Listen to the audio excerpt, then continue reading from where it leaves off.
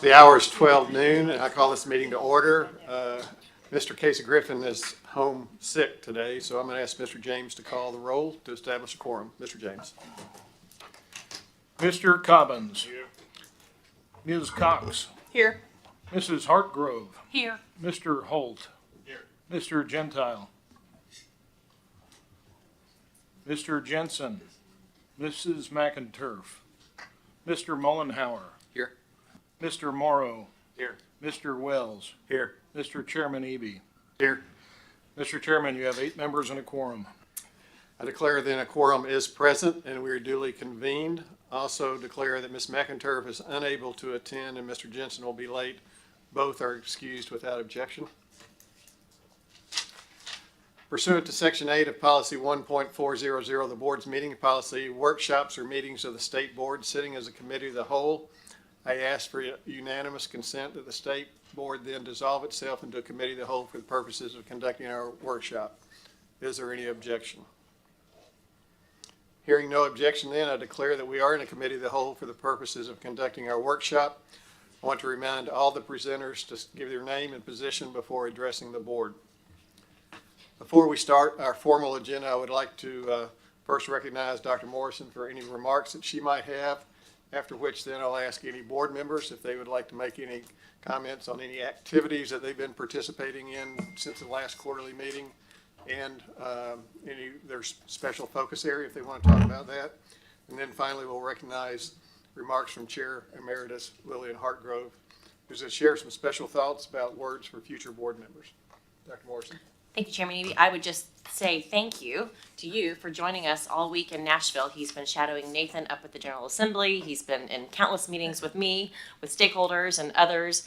While in town this week, we also had our budget hearing in front of Senate Education yesterday. And he was there and at the table and answering questions. So in case anyone thought he was anything less than a very engaged, active, awesome chair, I'm here to say he is exactly that, and we're very grateful.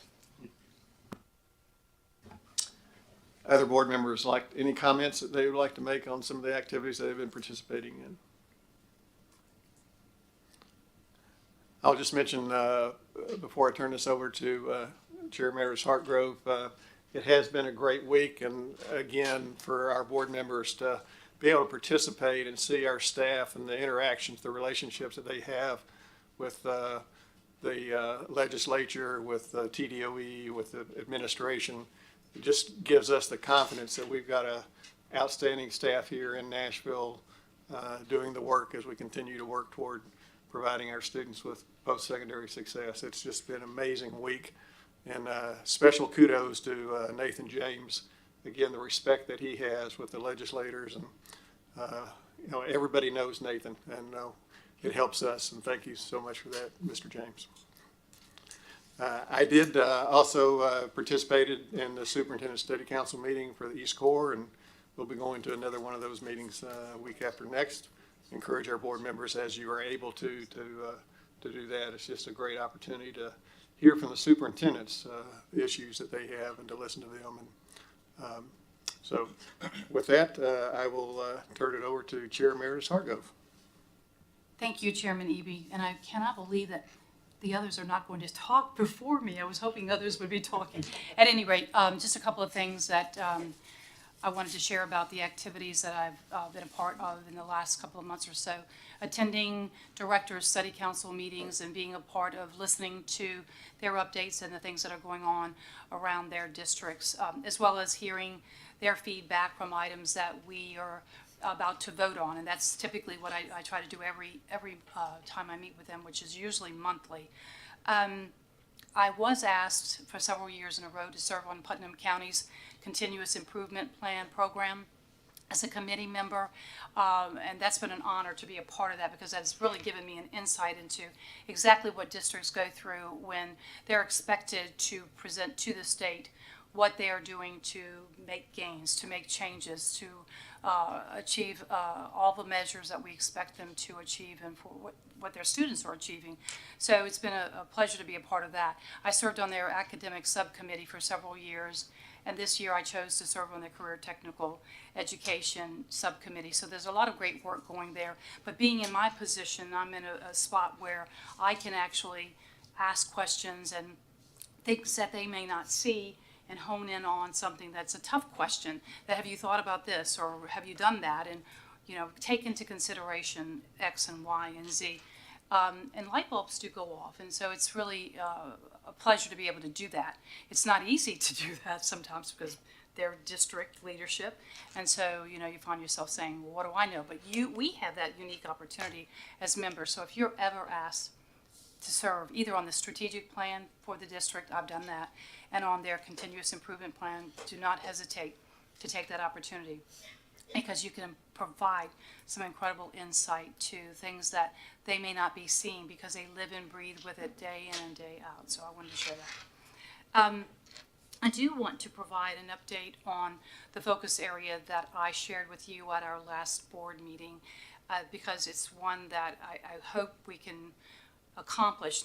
I know it will not be accomplished in my time because my term of service is supposed to end April the 1st, and of course that's contingent upon my replacement being identified. But I did share with you that I wanted us to do a review of graduation requirements, specifically around Algebra 2, and us considering taking a look at a possibility of having a substitute third math course required for other pathways, for students who are not on the path, or for STEM in particular. And we know that there are most of those positions would require Algebra 2 and advanced math beyond Algebra 2. So I had requested that we do the research, that we get information to help us determine what have other states done in this area, or there are exemplars out there that we could take a look at, and whether it applies directly to Tennessee or not, but we could take that and use it as the framing for what we might want to consider doing here in Tennessee.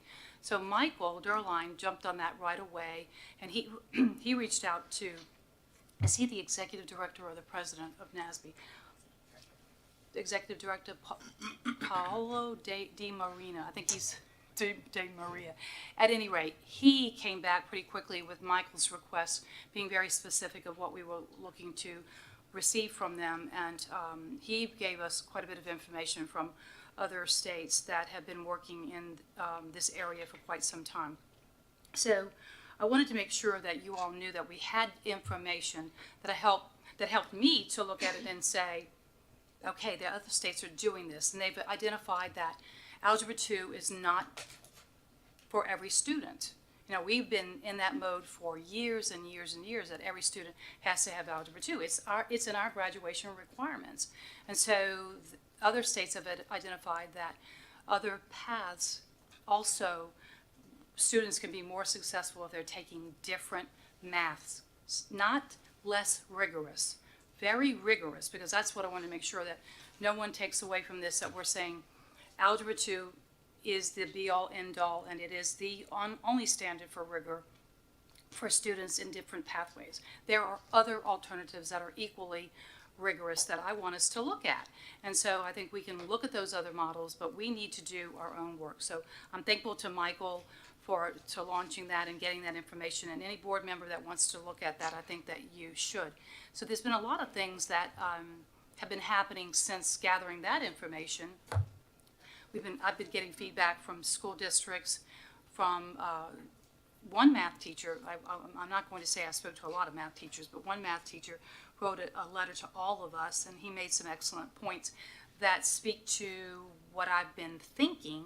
And so I think one math teacher alone would not be the source of all information, but he certainly had some compelling things to share with all of us, so I won't go into that. But I do think that the conditions are better than they've ever been for us to take a look at this as a state. And I think it would be in the best interest of all students that we do take this deep dive. So to me, the stars have been aligning. There are some employers that have been working on finding a way to get the state board to take a look at this. And so one of them in particular in the Kingsport area met with Representative Hicks to ask for work to be done to see how the state board would consider in working with the Department of Education and finding, studying and identifying alternative paths to graduation that it does not include, that would replace Algebra 2 for certain pathways. So we have legislation that was written by Representative Hicks, and I'm looking at my notes because I do want to get these bills correct. House Bill 2058 came from the legislation that was written by Representative Hicks, and Senate Bill 1947, sponsored by Senator Lundberg, are both being taken up in the House Education and Senate Education structure. So Nathan has reported to me that the House bill passed through the Education Subcommittee and the Education Instruction Committee, and there's still more processes to go through in the House, and then it will go before the Senate. It will be on the Senate floor. But I think it's noteworthy to, because I listened to at least one of those subcommittees, and it was unanimous that this is the right thing to do to pass this bill. And the bill basically requires the department, and I'm going to see, I think I have the language here, the department to collaborate with the state board to conduct a study to identify math courses that may be substituted for Algebra 2 for the purposes of satisfying graduation requirements. It further requires the state board by January the 31st of 2025 to submit a report to the education committees of the House and the Senate of the math courses identified for consideration as suitable for addition to the State Board of Education's list of approved Algebra 2 substitutions when we take up action to revise that list. So that has not fully passed, and so I'm hopeful that that will give us the authority to work collaboratively with the department to move in the direction of hopefully finding appropriate substitutions for Algebra 2, because not every student needs Algebra 2 for their chosen path. I'm happy to listen to any comments that you all have if you wanted to share any at this point in time, but I think we will have a golden opportunity, or you will, by January of 2025, because I will not be here. You will have an opportunity to have the benefit of the study and the work that our teams do in collaboration with the State Board and the TDOE if this legislation passes. So, Chair Hargrove, yes. comment Chair. about that. Yes. So I sat in that subcommittee meeting, and one thing that was brought out to me that I hadn't really thought about is that by passing this will actually strengthen the Algebra 2 class, because there's been a tendency in the past that to be sure that everyone gets through Algebra 2, it was sometimes watered down by the classes. And so by having an alternative pathway, then actually what I think Representative Hicks was saying is that this would actually strengthen the Algebra 2 pathway for those who choose to go that way. Yeah, if you look at the studies that came from these other states, it's interesting to see that there are a lot of conversations with employers. And so we've not had a lot of conversation across the board in Tennessee, but certainly Kingsport has been doing that, and Kingsport has been clamoring for changes in this space for quite some time. And so employers are saying, these students are coming to us and they're not prepared for the type of math they need to have in our organization. And so these other states have identified more appropriate, rigorous math courses that would be better suited for that student to be successful when they leave high school and college. So it would be aligning all these things with, so it would be, really, to me, it's employers, it's K through 12, it's us with higher education, it's us with the department to ensure that we're doing what's best ultimately for students, because at the end of the day, it is about the students, in my humble opinion, and I know you all agree to a large degree. So I'll stop before I move on to my next topic. Any other comments on that topic? Good, Chair Hargrove? Thank you. I've said to others, I'm going to be watching because I'm going to be very curious to see how this goes in the future, and I can't just walk away from the board and not pay attention to how this plays out. So thank you for that. So the other topic that I want to talk about before I leave the board, because we do not know if this will be my last quarterly board meeting, is I do want to share some remarks.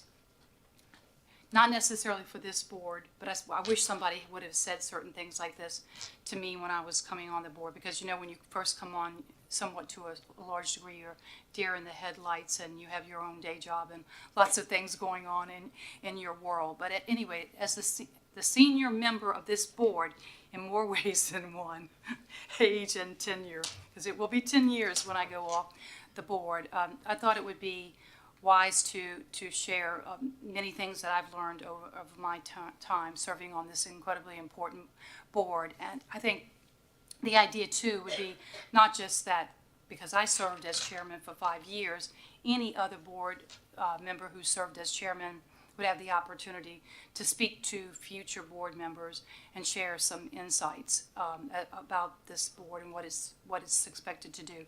But when I first began serving on the board, it was definitely a different time, and clearly there was a lot that was not known and clearly understood of our roles and responsibilities, not just for myself as a board member, but for the people who interact with us. So it was not very clear what we were expected to do.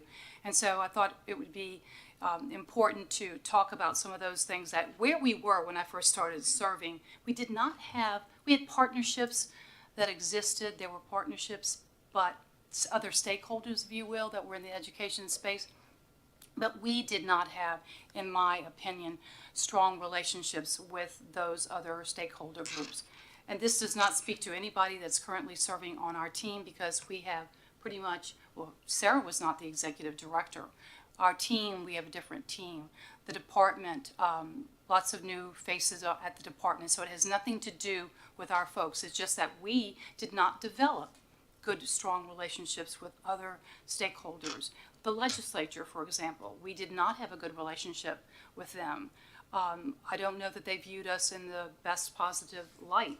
And so I think it was critically important that we shifted and took on a role that made us individually more proactive, that we're engaged with our constituents. We talk to other stakeholders. We do not make decisions in a vacuum, that we do our homework, that we do our research, that we ask for information, that we ask for data, and that we seek to find the relevant information so that we make the best and most informed decision when we are voting. Everyone knows we vote individually as members, and we park our politics to the side because we are a nonpartisan board. No one here would know what a party affiliation the other member is. So we do our work literally looking at it from the lens of what is in the best interest of students, of children. And so I think it's really extremely important to know that we do our work, what's best for students, and we are transparent. We have processes in place that were not in place when I started serving. We seek information from the field. We want information from other educators, from teachers, from parents, from constituents in general, that we did not do in the past. And with Sarah's leadership and this board's commitment to doing all of the things that requires us to be, what I say requires, makes us transparent, we are doing those things. And we have a great team. We have positions in place at the state board. Nathan's position in particular, he's at the legislature regularly all the time, making sure that he's representing the state board in those interactions with the legislature. Sarah's interacting on a regular basis with the Commissioner of Education. All of our team members are interacting with other members at the Department of Education. And so it's not about one person's ego, one organization's ego. It's really about doing this body of work because we care deeply about our students. We care deeply about education. And we care about the state of Tennessee. We want what's best for the entire state and our local economy. There's probably so much more that I could say, but I think that gets at the heart of what I would want to share with future board members, that they think about and think about it from the whole. And it's not about you, it's about everything else but you. And you doing your due diligence, you doing your homework, because you cannot serve on this board and not read and study the items that come before you for a vote. So I will stop at that, Mr. Chairman. Thank you for the opportunity. Thank you, Chair Hartgrove. And this tomorrow may be her last official quarterly board meeting, and we'll take an opportunity tomorrow to thank her for that. So, okay, we're ready now to move into our normal agenda. Mr. Chairman, Yes. you had called, Mullenhour. I Yes. believe a few minutes ago asking for updates. I just wanted Yes. to offer one additional comment. So, one of my focus areas has been career and technical education, and kind of stepping back from this particular board role. One of the things that I've spent a lot of time thinking about researching is, it's great to help a child succeed in their academic career, but ultimately we want them to succeed in life, and a big part of that is downstream and what opportunities are available to them. I just want to highlight a couple of things real quick. Part of that research recently has been informed by a statement that our governor made in his State of the State, where he just highlighted the fact that the Southeast is now, I think it was 6 states in the Southeast are now have a higher cumulative GDP than the entirety of the Northeast. And one of the other things that was highlighted recently is, last month in a report that the University of Tennessee publishes to the governor's office, a record low unemployment rate and a shortage of 135,000 workers chronically. And the reason I mention these things is very simple. There's tremendous opportunity for our students. And even to the point where it's glaringly obvious in the numbers and pretty consistently. If we do our job well and we help kids understand the opportunities that are before them and prepare for them with the basic skills that are necessary, it's not like they're coming to an end of a rope or to the end of a cliff. There's a just a fantastic glide path for them to follow in our state. They don't have to go far. So while it's not always part of our conversations here from a policy standpoint, I do want to just highlight that there's so many things that so many people in our state are doing right, and the marketplace is recognizing that. And it's welcoming our students if we can help them get to the place where they are prepared and understand the opportunities that are before them. Thank you. Thank you, Mr. Muller. Very well said. Any other comments on special areas people want to mention? Okay, with that, let's move on to our first item, ESA and IEA program updates. Ms. Farrah Williams and Ms. Amber Green.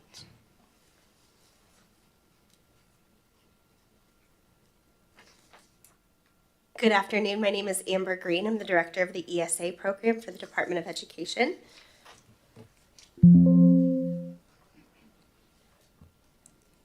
So how do I make sure that you all can see these slides? Sorry. Great. Let me mess with that while you're using it. That's great. I'm happy to use the laptop. Okay, No problem sure. at all. Yeah, absolutely. Okay, great. So here you can see our Best for All slide. This afternoon, I'll be speaking to you about a brief history of the ESA, some of our program data and trends, our successes and challenges, as well as some items we're excited to look ahead to. The ESA program provides state and local funds for eligible school expenses for approved students at non-public schools. The program was relaunched in August of 2022, and since then, our number of applicants and enrolled students has quadrupled. We are so excited about the growth and impact of our team and how we're able to bring these choices to families in our communities.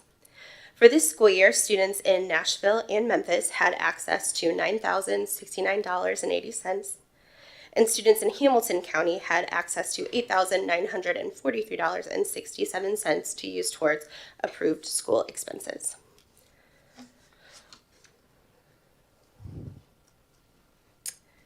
We have seen significant increases in our number of applications received, approved, and students who ultimately were able to enroll in non-public category 1, 2, or 3 schools. We've seen a 173% increase in the number of applications since our first year, a 287% increase in the number of applications approved, and a 360% increase in the number of enrollments we've received. 84% increase in our participating schools. So as you can see, we've had some significant growth since launching our program. We've worked to spread awareness of our program. We have translated relevant application materials in our applications in Spanish and Arabic, which are our two most requested languages and our two most commonly spoken languages across our families. We host online webinars and consistent office hours. And our team has 3 generic email inboxes so that families can get direct access to a member of our team to get their questions answered, as well as a phone number hotline. Our team works directly with families to ensure that they're able to submit correct documentation and obtain what they need to have full and complete applications. And each family will receive an email or a phone call follow-up as necessary. Additionally, we're working with our families to close our enrollment gap. You'll see in our data that we have more approved applicants than enrolled students, and that's something that our team continues to work on. Category 1, 2, or 3 non-public schools are eligible to participate in the ESA program. Schools must resubmit an application each year to participate. 100% of our schools from our launch year to now have renewed their applications, and we saw an 84% increase in participating schools. We continue to work with schools to help them to understand what does it mean to be a participating ESA school and to answer any questions they have about that participation. Here you'll see our enrolled student demographic data from 23-24.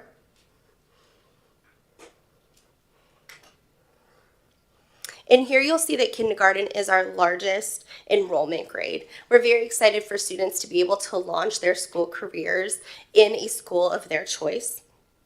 Of course, because there is kindergarten, we don't have historical data for these students.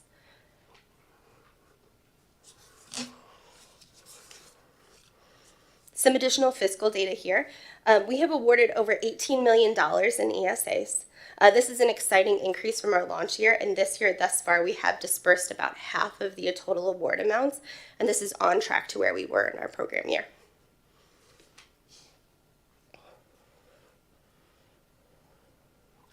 Some additional data trends. The addition of our online portal, which launched this fall for our fiscal side, and then our online application launched February 1st, has been an excellent resource to our families, specifically in dispersing funds and removing barriers regarding ease of management of funds.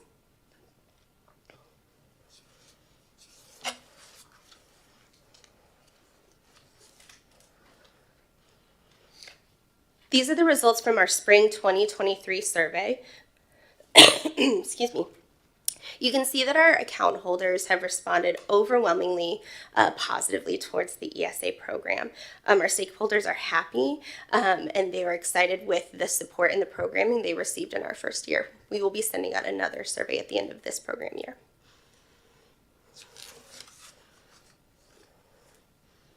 As I said before, the online portal has been a great resource for our families. Again, ease of access to funds. Families are able to see their available fund balance and work to decide where they would like those funds to go. We also have 26 approved providers in our service provider marketplace, and we're able to have data at our fingertips in that reporting system as well.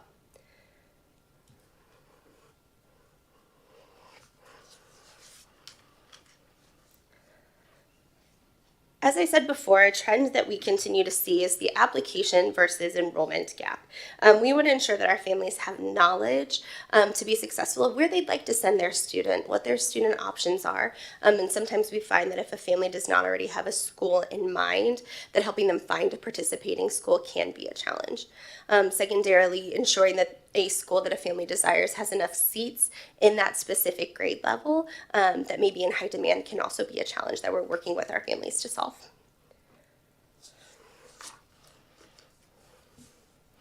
Looking ahead, we just want to increase sort of our recognition in the community.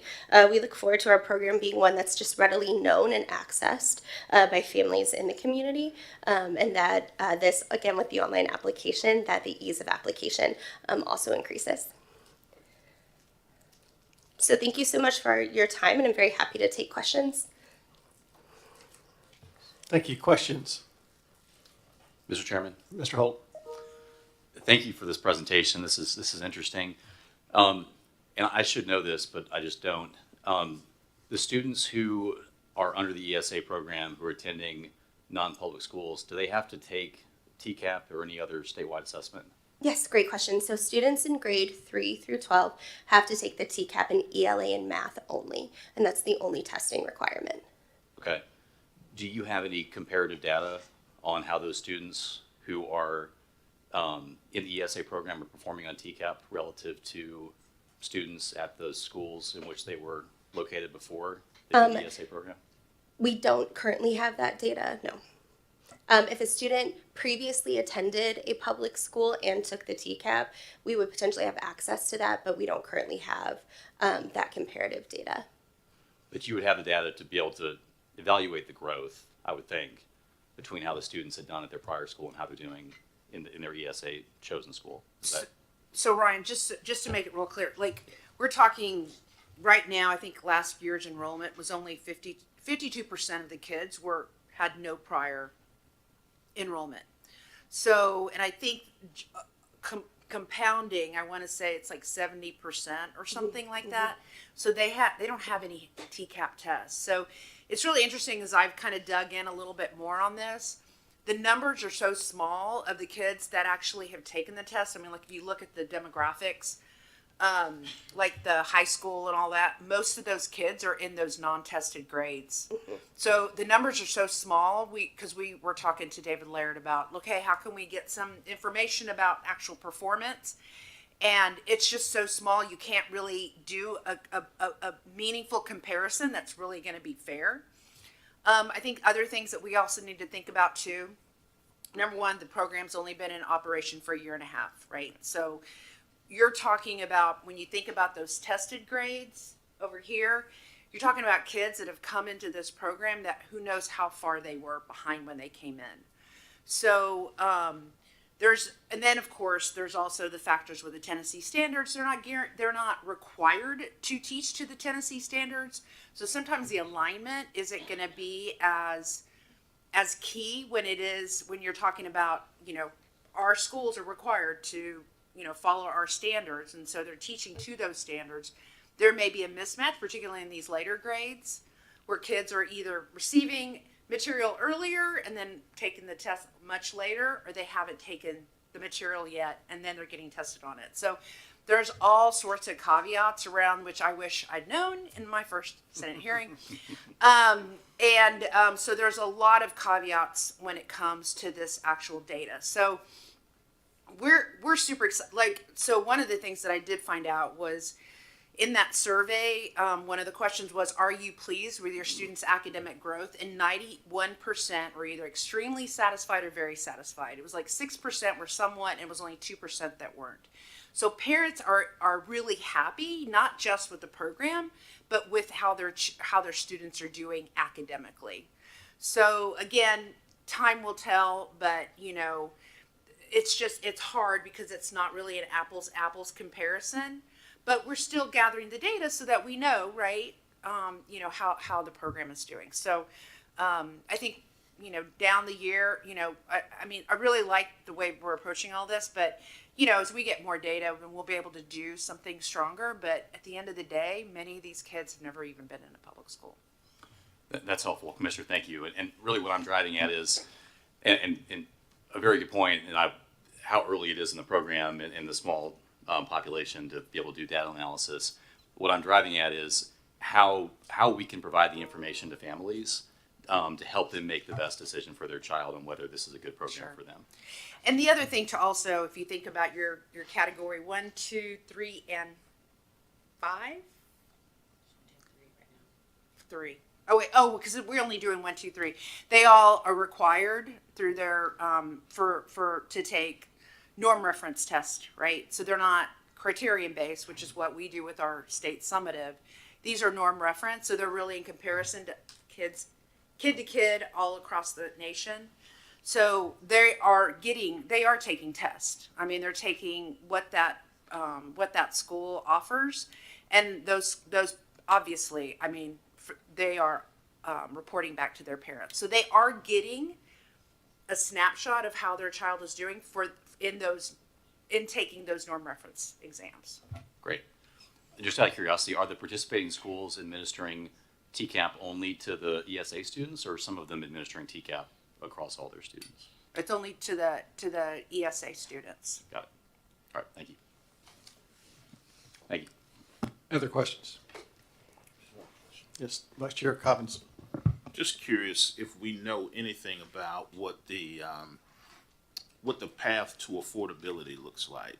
I know you mentioned 26 schools, and I'm sure they have different costs associated with each, and the family comes with their ESA funding. But is there typically a gap in how that's supplemented, or do we know anything about that?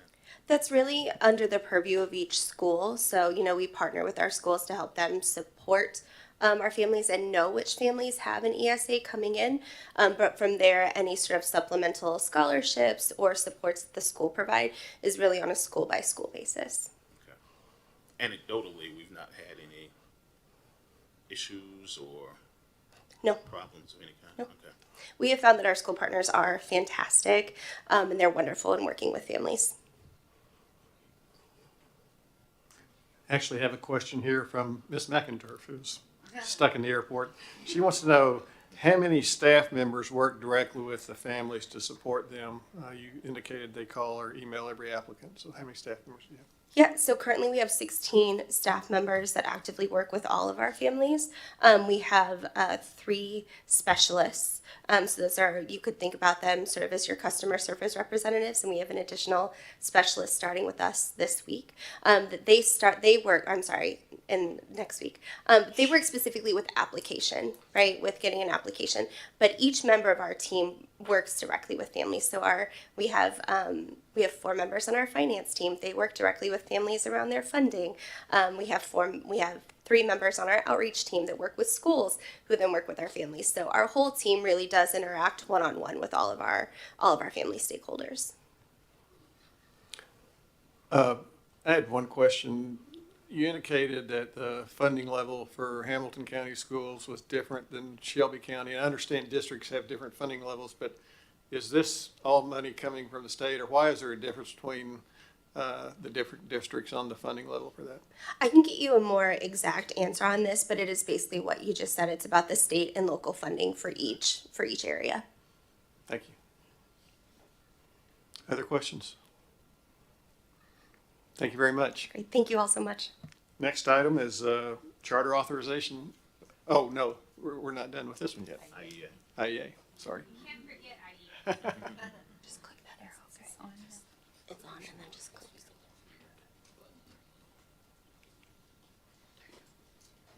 Amazing. So I am Farah Williams. I am the director of the IEA program for the department.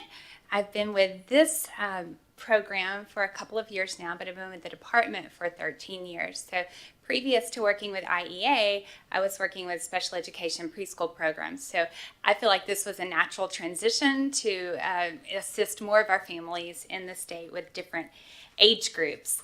So we want to share a little bit of our trends, our successes, and our challenges with you this afternoon, assuming that I'm still able to. There we go. So I'm sure you've seen this 1,000 times about the department's strategic plan, but I always want to tell people I take that orange box and change a couple of words in it for the IEA program, that we're here to make sure that all of our Tennessee students have access to a high quality education, no matter where they receive that education. So the IEA program feels like our students are able to do that with the supports offered in the program. Just a little bit of background about our program in case some of you are newer and don't remember this history. But the IEA program was first signed into law in May of 2015.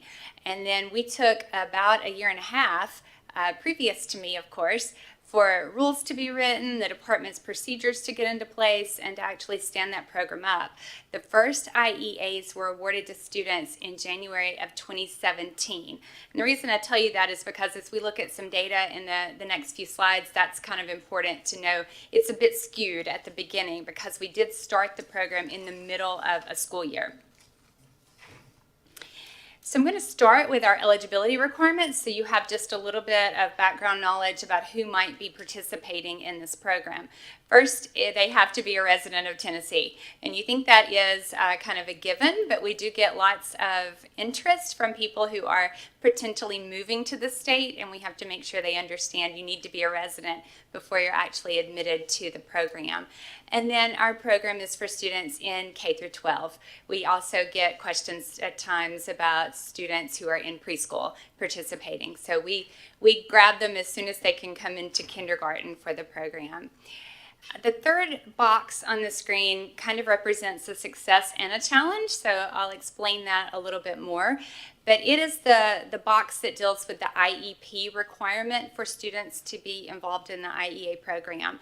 So they must have an individualized education program at the time that they're applying for the program in one of 10 approved disability categories, and that must be listed as either the primary or the secondary disability on that IEP. And I listed them there for you on the screen. We'll look at them in a little bit more depth in a moment. But that is a challenge for families to understand, because if you look back up at the way the statute is written, it says it has to be one of those disabilities in either the primary or the secondary category on that IEP. And sometimes there will be medical information listed on that IEP that says something different. Many times our families have been to multiple doctors over the life of their student, and there's a lot of medical information that may say something different, and we are challenged every time we have applications to get families to understand we can only accept it if it's in those two categories on their IEP, the primary disability or the secondary disability. The success in this box is if you look down in the list of the 10 disability categories, we just a couple of years ago were able to start adding specific learning disabilities. The legislature added that one for us, and we are excited to be able to serve those students. So that was new. It was signed into law after applications for that year. So the current school year that we're in is the first year that we're actually serving students with specific learning disabilities as their disability category. And finally, to be eligible for the program, you have to meet what I consider the enrollment criteria. You either have to have been previously enrolled in and attending a Tennessee public school for the entire school year previous to the one that you would receive the IEA, or you're entering kindergarten for the first time, or you've just moved to Tennessee. So there's three kind of paths that our families can have to meet that enrollment criteria. Again, that falls into what I consider to be a challenge sometimes when we have families who may not have made it through that entire school year before they are asking to join the IEA program. And as statute stands, you see that that is a requirement. I wanted to share with you the number of participating non-public schools that we have who are partnering with us with the IEA program. I do need to give you just a little bit of difference from us and the ESA program. We also serve families in a homeschool environment. So it's these schools that you see on the screen, and then a myriad of homeschools all around our state. So you can see when the program first started in the middle of that 2016-17 school year, we started with 9 schools. Not a lot of support there across the state, but it has steadily grown. I chose this graphic purposefully because I'm very excited that we keep adding schools every year. We have actually had a pretty good increase in that over the life of the program, but that is still one of those challenges that we talk about.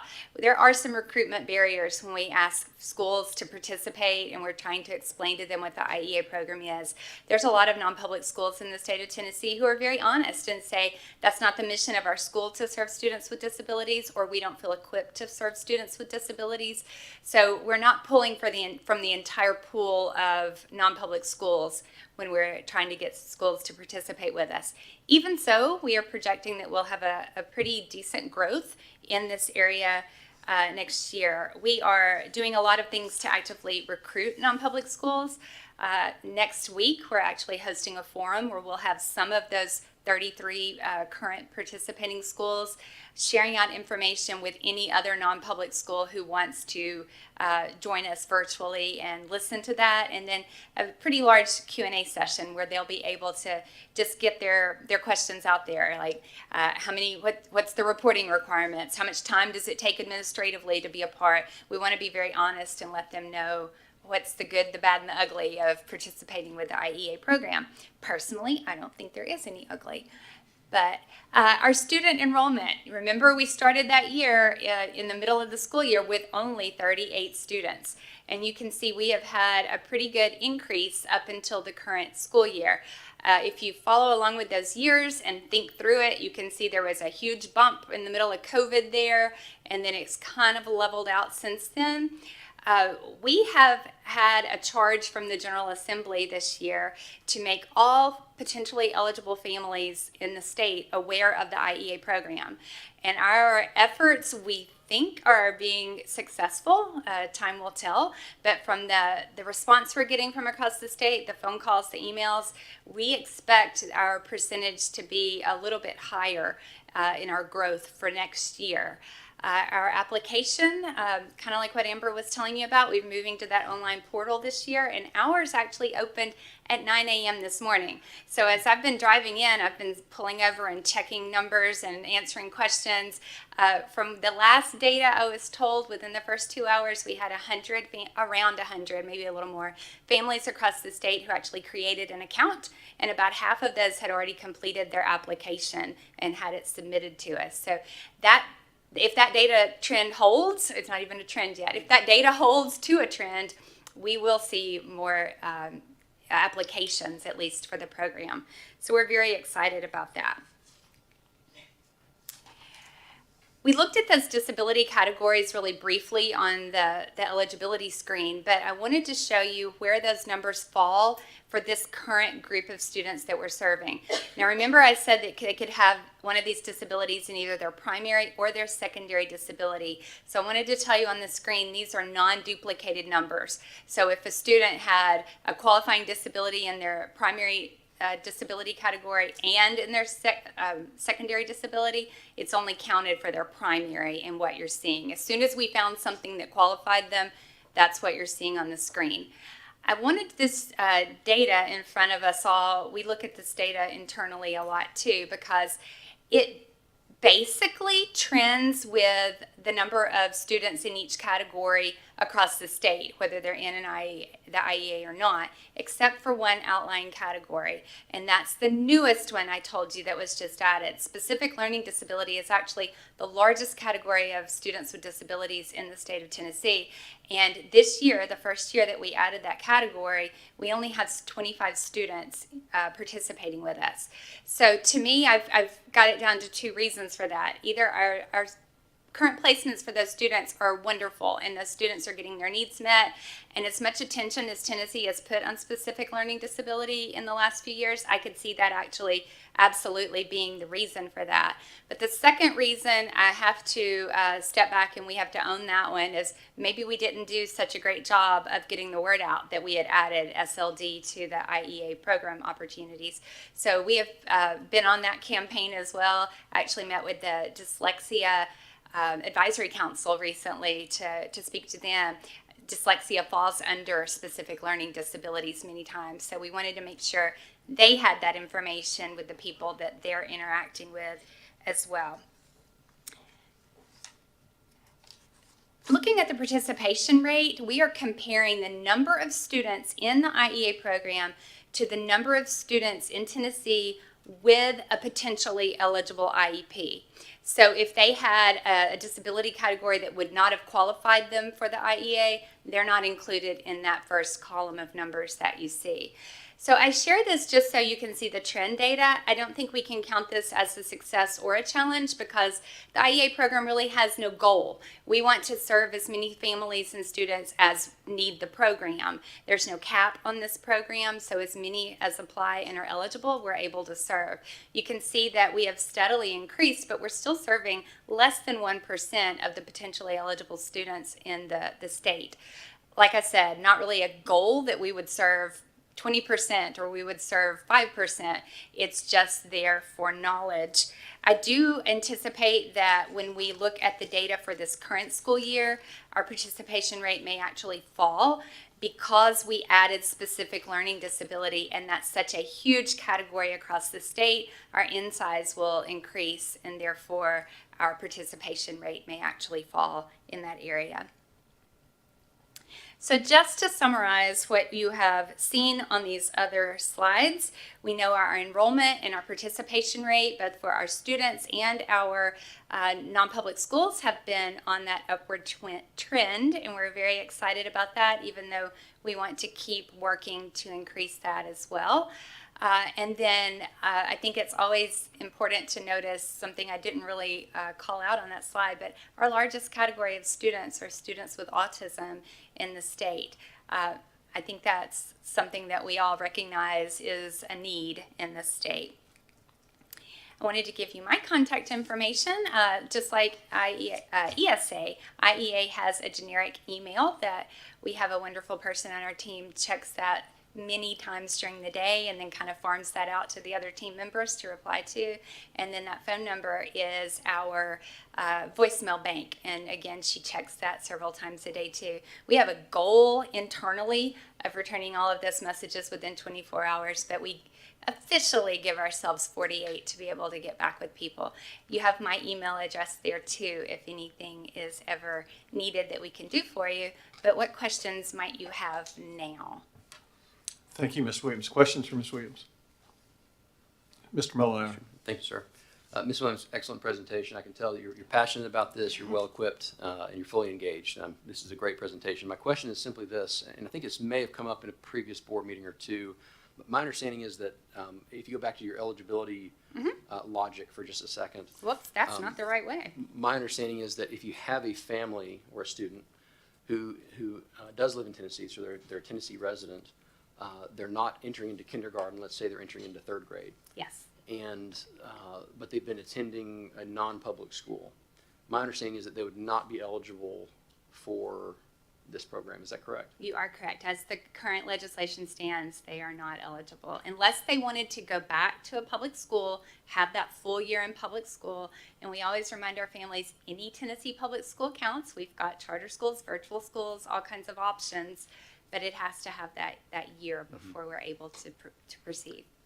Is it do you have any data on the question of how many students are out there perhaps that would want to participate in this program, but again, they already live here, they're not going into kindergarten, their only option would be to go to a public school for a year and then try to enter into this program? Do you have any sense of how many families there might be who want to jump in and want to put their child in this program but are facing that tension? I don't know that I could give you any idea across the state because we have no way of knowing how many might already be in a non-public school and interested, but we do know that that is the largest number of students who apply for our program and are determined not eligible is because of just that scenario. Great. So I would just say, and I think Nathan, if he's still in the room, it makes sense to me that we would flag this for the legislature because it creates a situation in which, for example, we have a Tennessee family who's lived here, worked here, they pay taxes here, they want the best for their child, but they're not eligible for this program. And then we've got someone who moves here from another state, as I understand, and they can immediately apply for the program and they would be eligible for the program. And that doesn't make a whole lot of sense. So I would just flag this as an item that somebody in the legislature might want to take a look at. And work with, I guess, you, Ms. Williams, to get your perspective on how we might be able to fix that. Of course, we do know that several of our families have been in contact with their legislators about that very issue. Okay, thank you. Very good point, Mr. Molinaro. Other questions? Yes, Vice Chair Collins. Couple of questions and one comment. First off, congratulations. When I first started on the board, this program was coming into fruition, and I could not understand why it wasn't just descended upon by families from across the state. And clearly, in this period of time, you all have taken some steps to get it to a higher plane. So definitely, I'm sure getting the word out was a big part of that. So congratulations on Thank you. the stair-stepping of Yes. involvement and enrollment of families. One question I have about getting the word out, and you can provide whatever examples you want to, but I also have a suggestion if it's not within your examples. But I'll let you just give some examples of how you get the word out. Sure. Part of that addition to our law this year from the legislature asked us to put together an implementation plan and submit that as a report to their education committee. So we do have several ideas and that we have been working through during this year. One of them involves something that we just had not done in the past, was tapping into the department's social media, and they have been wonderful in that communications group at the state of getting information out there for our families. We've also had a press release that went out a couple of weeks ago alerting families that today is the day and to be on the lookout and be ready. So we feel good about that. But then we've also been creating lots of information that we can hand out, information that we can give to other councils who have potential touches with families. I also hosted a very strange training a few months ago, 2 months ago, where we invited in very seemingly unrelated groups across the state. We might have invited people from the housing department or people that work with DHS, anybody that we could see could potentially have a touch with our families. And we just gave them a 5 to 10 minute overview of what the IEA was. We told them we didn't expect them to be experts and be able to lay it all out for a family, but if they were dealing with a family who was expressing concerns and they had a student with a disability, they would just be able to say, hey, I've heard of this program, you might want to call them and check out. But then perhaps our largest outreach effort was just this month. No, it was in January. I forget when I am. Time flies. But we were able to send out direct emails to any potentially eligible family, meaning a student who had an IEP in one of our 10 categories. I will say that reached about 2/3 of the potentially eligible families in the state. That last third, we did not have an email address for, so we weren't able to reach them. So we feel really good about that in that we know as soon as those emails went out, we spent the rest of that entire week answering emails that we got in response and phone calls and tell me more about this program. Do you think my child might fit for this? Here's my situation. So we feel like we got a good reach for that. Time will tell as this application period goes on. I told you it started today. It closes in 2 months on April 15th. So we'll see how successful we were. But now I'm itching to find out your idea. Yeah.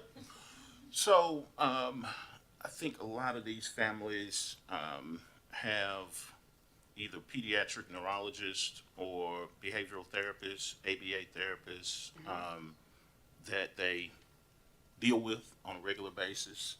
And I'm just thinking about my own situation where our pediatric neurologist recommended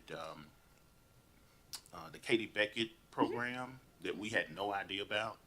And we applied and got, approved and all of that. And so just looking at that as an example is those folks are sort of on the front lines of talking to families every day, and that might be a good group to reach out to. They have, their varying associations and Yes. in groups, so that would be a great group to talk to. I agree. And as you're saying that, I couldn't tell you yes or no if they were invited to that big odd meeting I told you that I had because we invited well over 200 people to that. But that's one that we need to add in the future. Okay. Are the schools that are approved on the list, are they listed publicly for parents to be able to know who they are? And They where are. They're on exist? our website. We give their contact information, the grades that they serve, how they're accredited, that kind of information, as well as whether or not they provide an inclusive environment. You're not required to provide that inclusion, but we want our families to know that. So it's right on the website. Okay. So recently, I guess last year in Shelby County, we had a family who I think was caught in the timing, application approval, and there was a hang-up with the local district that potentially precluded them from being able to be considered. I think there was a correction of some kind that may have been made to address that. But just wanting to know if there's a way to communicate to LEAs this process so that they can be clear when they're dealing with families that there's a window of time here after which it creates problematic issues or situations for these families. Yeah, I'm not sure that I would say 100% of our LEAs understand that application window, but the ones that we already have students in, the ones we already have students from, they know about the IEA program, and 2 of our largest school districts in the state are actually really good at referring families.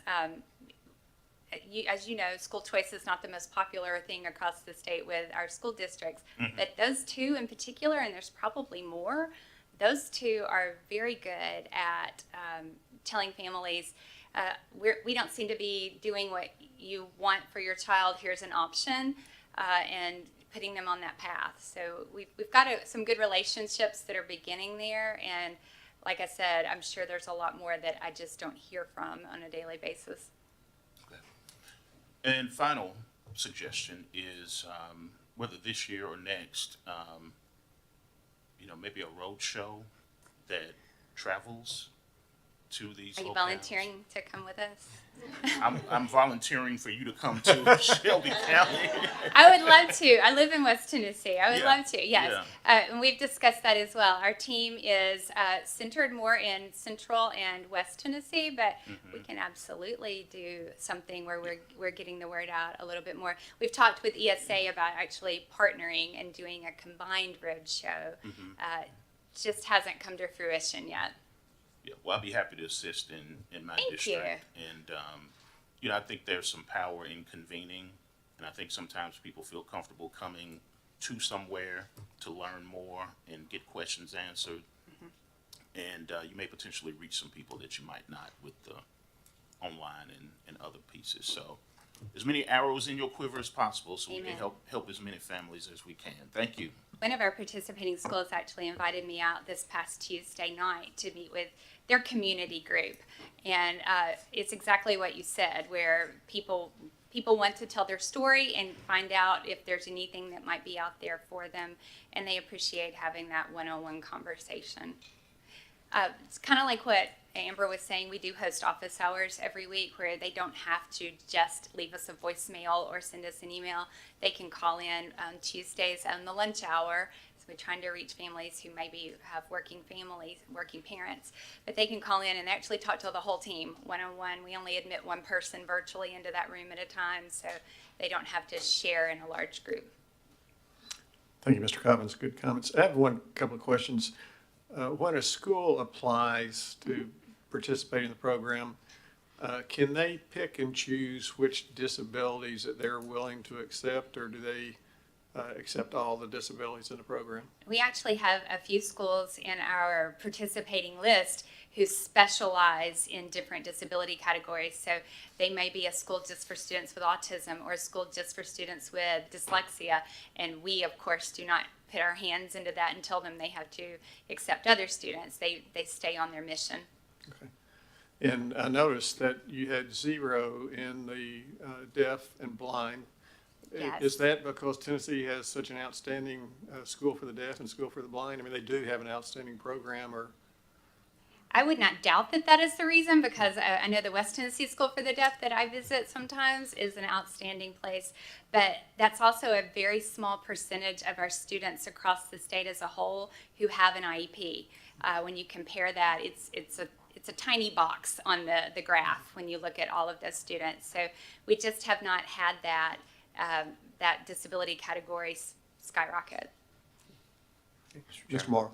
I have a question. You all have access to, I'm just trying to think of, you don't know you need something till you need it, right? So when you're marketing and trying to get word out, it's a very targeted audience that all of a sudden may realize, like, if you have a student who has been diagnosed for the first time, or you're looking for different options now, or you've run into a couple obstacles and you're looking for more choices as a family.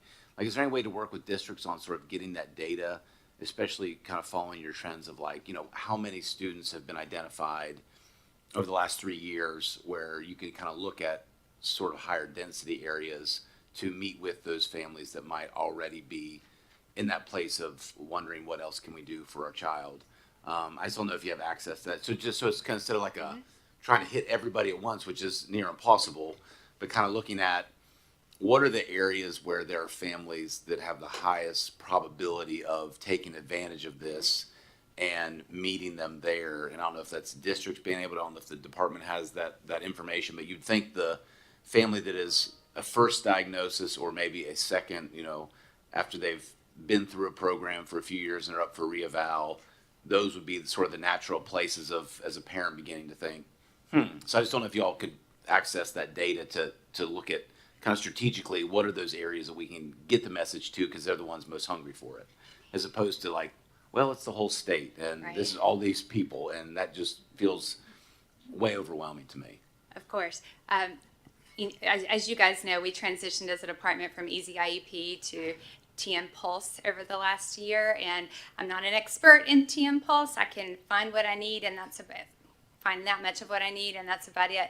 But I know the people who do know that program and are experts, so I have a feeling they can do a little bit of that filtering and getting information for us. That's a great idea. Any further questions? Thank you, Ms. Williams, and thank you, Ms. Green. Very good discussion. Thank you. Next item now is charter authorizer evaluations. Ms. Alley.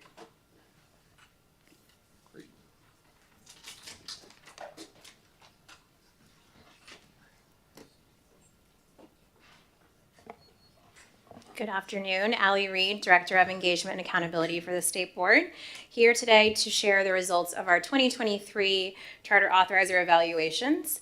And I'll start us off with just a brief history of how we got here and then share the results.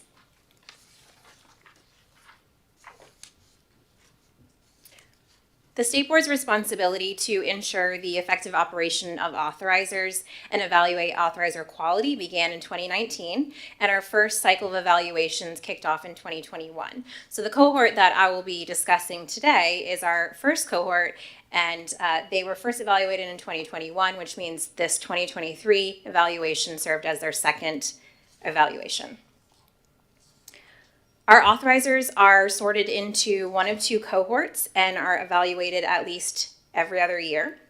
Our evaluation work runs from approximately August through February here annually, and these 2023 evaluations that I'm discussing today include the 3 authorizers assigned to cohort 1 that you see on the screen there.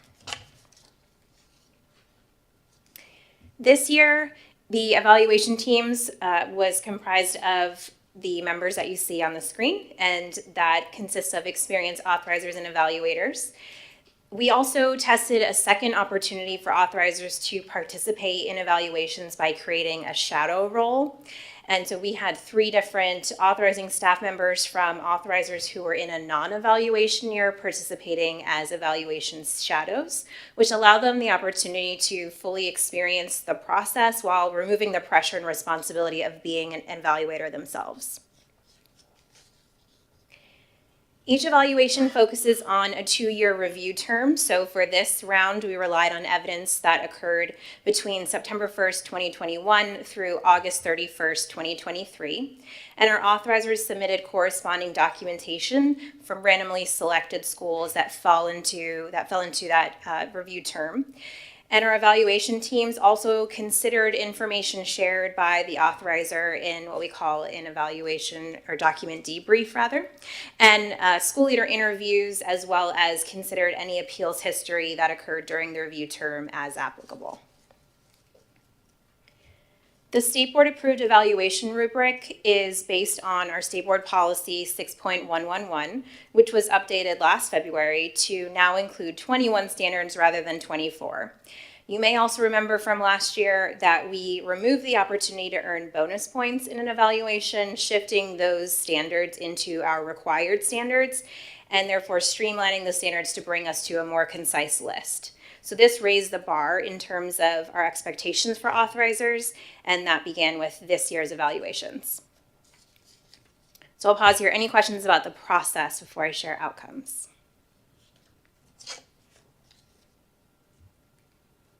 Great. Starting with Hamilton County Schools. Hamilton County Schools has, in the 2022-23 school year, I should say, had 8 charter schools in operation, and those 8 schools served approximately 5% of the district's students. As identified through the evaluation, Hamilton County Schools had several areas of strength, including the implementation of a rigorous application review process that engaged internal and external evaluators who conducted a thorough review of written applications they received, also conducted an in-person interview, and considered additional due diligence that was thoroughly discussed by their decision makers. This authorizer also developed a newly approved performance framework, which was a tremendous improvement from its 2021 evaluation, in which there was not a performance framework in place. And additionally, the authorizer established an intervention policy that clearly states the conditions and actions that may ensue should a charter school demonstrate noncompliance or evidence of low performance as required in law. In terms of their areas for growth, the evaluation team noted the need for a charter school agreement negotiation and execution process that sets appropriate term lengths, that clearly states the terms of the agreement and is discussed with both the charter school and the authorizer thoroughly prior to executing. Additionally, now that the authorizer has an established performance framework, the next step is to develop an oversight and monitoring system that truly informs the outcomes of that framework and is ultimately informing authorizing decisions such as intervention and renewal.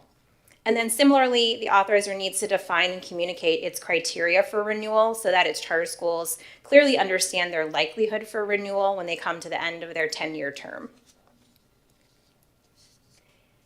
Hamilton's overall ratings was a 2.39, which puts them in the satisfactory category, and the only follow-up action associated with that is a requirement to submit a self-assessment during the next school year. I also want to share this slide. I know the font is small, but this really visually demonstrates the growth that they've made. So looking across the columns, you see the standard number and the standard title, and then Hamilton County's 2021 and 2023 evaluation ratings. And so you can see, just looking at the color progression, that they have made a lot of progress, a lot of growth, and just really proud of the improvements they've made, considering that in 2021 they were on a corrective action plan. So to see them landing in the satisfactory category with a lot of different standards showing tremendous growth is fantastic. Any questions or comments about Hamilton County Schools evaluation outcomes?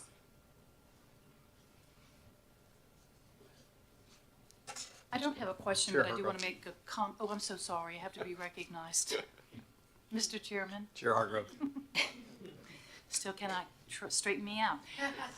I want to make a comment, a comment that I shared when we had a conversation earlier in the week with regard to what the school district receives. So you have the team of people who work in this space for Hamilton County Schools, and I asked you who receives the report, the evaluation report, so that other leadership in the hierarchy would be aware of the shortcomings, where there are areas for opportunity. Would you just share with everyone that process, because I think it's important to reflect and share that information. Thank you. Absolutely. So our authorizers receive a very thorough evaluation report. It's up to 40 pages in length, and it goes through each of the standards, giving them specific feedback and evidence that was used to determine their ratings. And that report is shared with both the authorizing staff lead as well as the superintendent and previously the board chair. Starting last year, we expanded that to include all of the local school board members receiving that report. And then this year, with our evaluations, we began actually holding calls to share out the preliminary ratings. We previously had done that with staff, but we now really highly recommend that the superintendent and the school board chair participate in that conversation. And every authorizer this year had some sort of representation from those groups to have this conversation about how they were scoring, give them an opportunity to ask questions, and share that feedback with them directly. Thank you for sharing that. I think it was very important for everyone else to know that. Others may have asked that question, but it begged the question to me when I was seeing areas, not necessarily for this particular school, for Hamilton, but any of them who had an exemplary or above satisfactory, I forgot the rating, at any rate, that they had areas that still needed attention. So I was curious about who was informed. So thank you for sharing that. Mr. Morrow? Just a quick question, make sure I understand. So everything went up in the scores, but the last two, which is revocation and closure, and they went down, but that is a good thing that that went down, even though it's, like, it went from a 3 to a 1 in revocations, so that's fewer revocations? No. No. So we do want the scores to improve, all of them. Okay, so it's not an inverse, like there's fewer. No, it's not. Okay. It's not. All right, I was just, all right, It's a fair question. all right. But the revocation, for example, that standard evaluates the policy that's in place. And so one of the improvements that we made to this process in raising the bar was requiring authorizers to have revocation policies in place. So if they didn't have that, that wasn't an expectation in the first round. It is now, which is why in some cases you're seeing that difference in Gotcha. score. Okay, thank you. Good question. Mr. Holt? Thank you, Mr. Chairman. I just have a quick comment. It was very encouraging to see how so many of these different categories that Hamilton County increased their scores. And it just made me think about the value of doing these authorizer evaluations and how, holding the authorizers accountable and having this rigorous system to determine how they are doing in these categories just seems like a very good thing. It's encouraging to see that we have these results. So I just wanted to kind of congratulate you, Ally, and for the work that you're doing, and just was glad to see this. And because I think my understanding is the first time that we've had a full cycle where we've done one evaluation and now a second one. And so it's good to see that we're seeing some payoff from that. Absolutely. Thank you. Thank you. Ms. Reed? We have two more, so keep the compliments coming. Our next one is Knox County Schools, which in the 22-23 school year had one charter school in operation. So this is our smallest authorizer. Knox County Schools, in terms of their areas of strength, our evaluation team noticed several, including a strong commitment to our quality authorizing standards and continuous improvement as the authorizer prioritizes their funding to ensure there's opportunities for ongoing professional development with their staff, with their leadership, and their decision makers. Additionally, the authorizer implements a quality charter application process, which was really notable considering that they had not received an application since 2014, and so that occurred for the first time in approximately 10 years during this evaluation cycle. Additionally, the authorizer annually evaluates its schools against a performance framework that includes targets for academic, financial, and organizational performance. And this is a great improvement for them, as in the 2021 evaluation, they did not have any indicators that was evaluating organizational performance, so that has been added. As for their areas of growth, the evaluation team noted the need for organizational data sources within the performance framework. So they added the targets, but it was unclear as to what information would be used to determine the outcomes.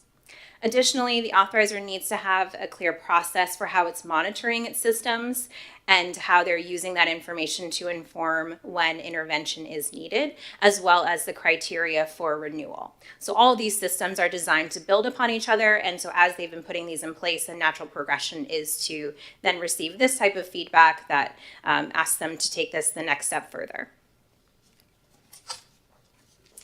Knox County Schools earned an overall rating of 3.19, which falls in the commendable range and is also an improvement from their 2021 evaluation, in which they scored in a satisfactory range. Here again is the slide that shows 2021 ratings and 2023 visually, and you can see lots of progress being made across the majority of the individual standards. Any questions or comments about Knox County Schools evaluation?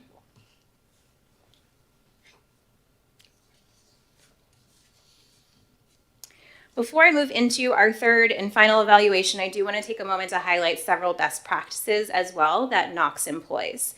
To start, this authorizer developed an internal tracker that mapped out an improvement plan following its 2021 evaluation. And we really believe that this action was one of the driving forces to their growth between 2021 and 2023.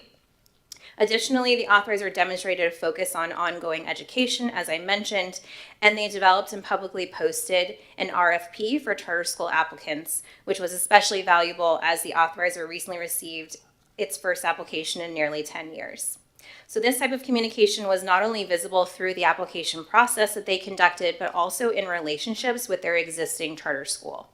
Knox is really focused on building a strong relationship with their charter school, and we believe that will really set them up for success as they onboard their second school. Memphis Shelby County Schools is our third and final evaluation for 2023, and they are our largest authorizer with 54 charter schools serving approximately 18% of the district's students. They are by far our largest. Our evaluation team noted several areas of strength for them that I'll highlight today. This authorizer continues to implement a high-quality application process that begins with resources that they've created and added to their district website, such as informational videos and guidance documents, as well as hosting application information sessions throughout the application cycle. Memphis Shelby County Schools respects their charter schools' autonomy by regularly providing opt-in supports to its schools rather than requiring attendance, as well as recently designing an entirely new online submission portal to streamline any reporting requirements and minimize administrative burdens on their schools. Additionally, they are unique in that they have implemented a closure process several times with a handful of their charter schools over the last few years, and they've done so with really clear communication and next steps that bring together the authorizer and the charter school with during a difficult transition of closure. As for some areas of growth, the evaluation team cited the authorizer's charter agreement negotiation and execution process as an area to improve to ensure timely execution of its agreements for newly approved and renewed schools. Additionally, the evaluation team found several instances where its decision makers did not clearly state their reasons for a decision, making it difficult to determine if political or community pressure influenced that decision, and making it difficult for its charter schools to really understand the criteria for approval. So it's our recommendation with that for those decision makers when making a motion to clearly state evidence-based reasons for their proposed decision ahead of the board's vote to ensure transparency in how they're making those decisions. Finally, the evaluation team found room for growth in the organizational performance monitoring when it comes to ensuring schools are appropriately serving all populations of students. This area for growth is one that our team consistently noted across evaluations and is actually a focus of an upcoming community of practice with our authorizers. Memphis Shelby County Schools' overall score is a 3.51, scoring in the exemplary rating again this year, which means that they will be exempt from their next evaluation in 2025 for earning 2 consecutive exemplary scores. And here's that comparison chart from 21 to 23 showing several areas of improvement or consistency across the standards. Any questions or comments about Memphis Shelby County's evaluation outcomes? So kudos to them. That's outstanding.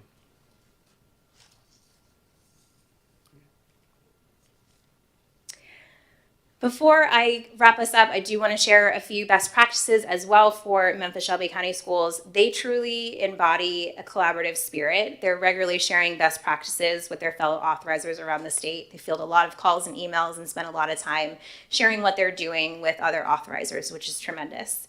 And just to highlight a few additional things that really came through in this round of evaluations. Firstly, they prioritize ongoing professional development and training for both their staff and their decision makers, which is an important responsibility given the complexities of charter school authorizing, as well as considering the sheer number of charter schools that they oversee. I also shared earlier about the resources that they develop and continue to improve upon that's used for charter applicants and as a means of reducing administrative burdens on their charter schools. This graph here shows you all 3 of the authorizers representing their 21 and 23 evaluation scores, so you can see improvement across Hamilton and Knox, and then Memphis Shelby County remaining at a 3.5 in the exemplary range.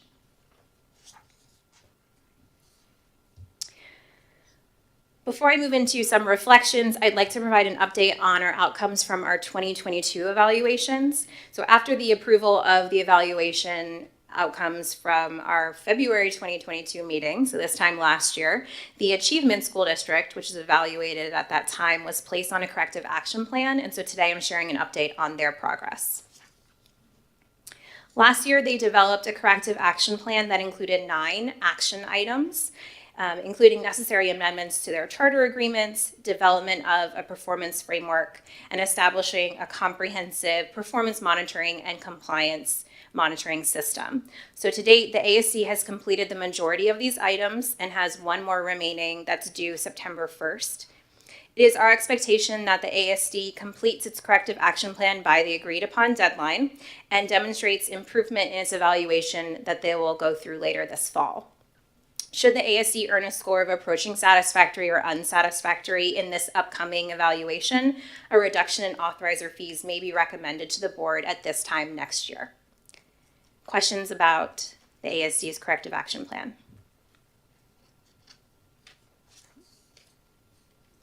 Okay.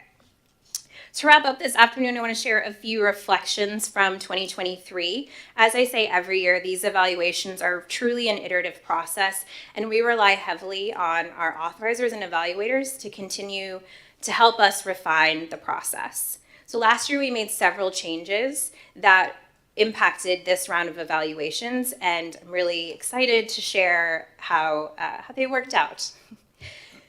So as I mentioned earlier, through the help of our authorizers, we streamline our evaluation standards and introduce evaluation shadows into the process, as well as allowing the chance for our authorizers to participate in a low-stakes manner while still gaining valuable professional development.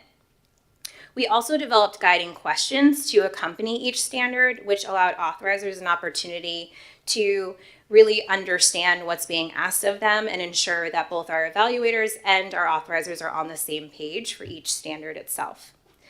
Similarly, we partnered with TOS and TSBA to begin providing charter application review training to superintendents, to local school board members, and to board attorneys to ensure that districts are prepared for a charter school application should one be submitted in their district. And while not on this slide, I also want to note that we've seen an increase in the number of states that are developing authorizer evaluation processes around the country and have fielded several calls and emails with requests to really understand our process or understand the documents that we have available on our website. As we think about the evaluation outcomes that I've just shared, I also want to note that we do provide supports to authorizers in this work.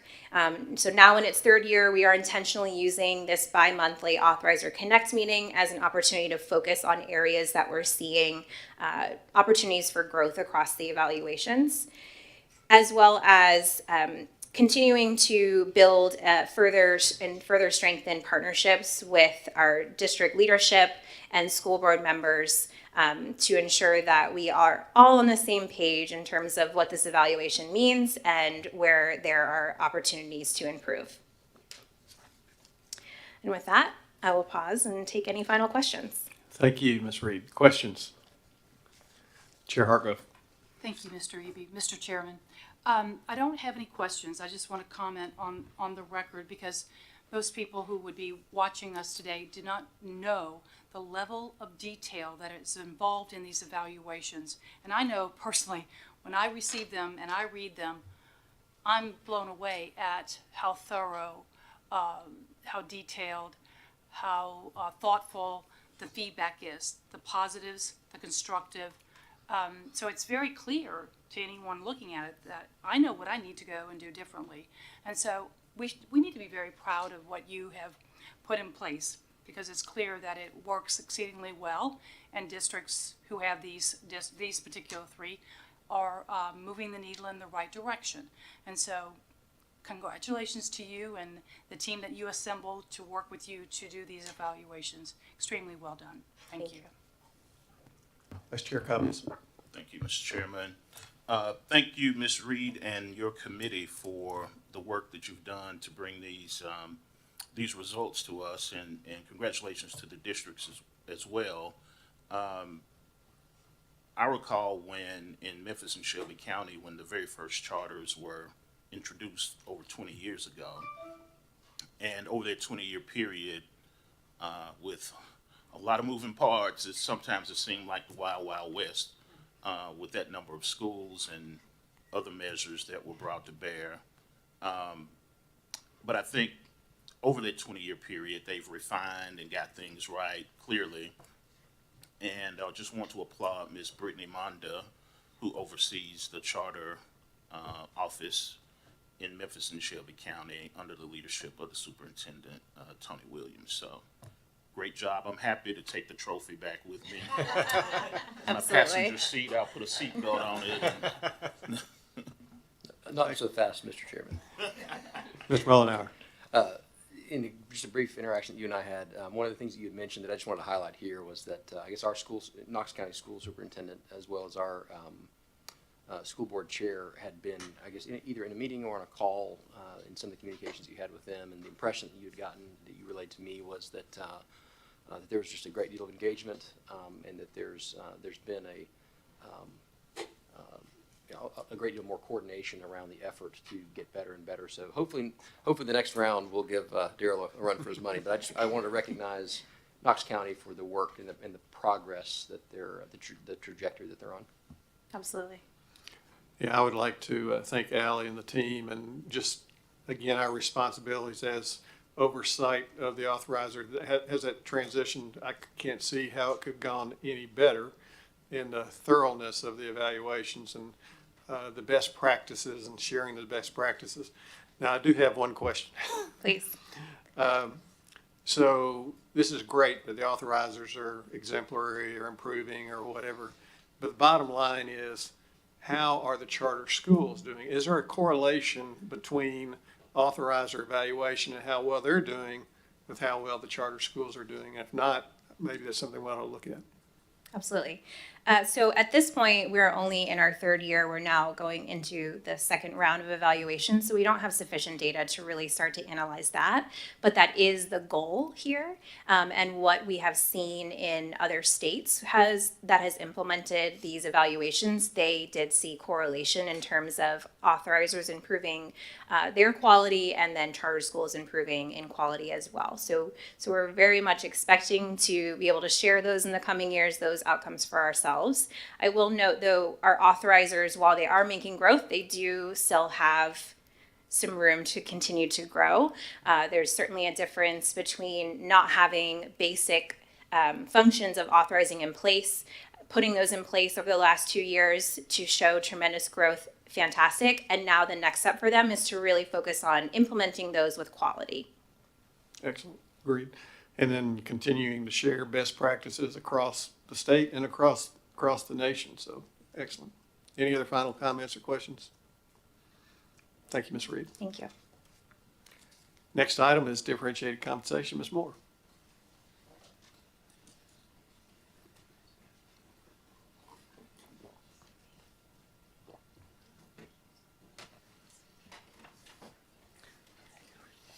Good afternoon. Thank you for having me today.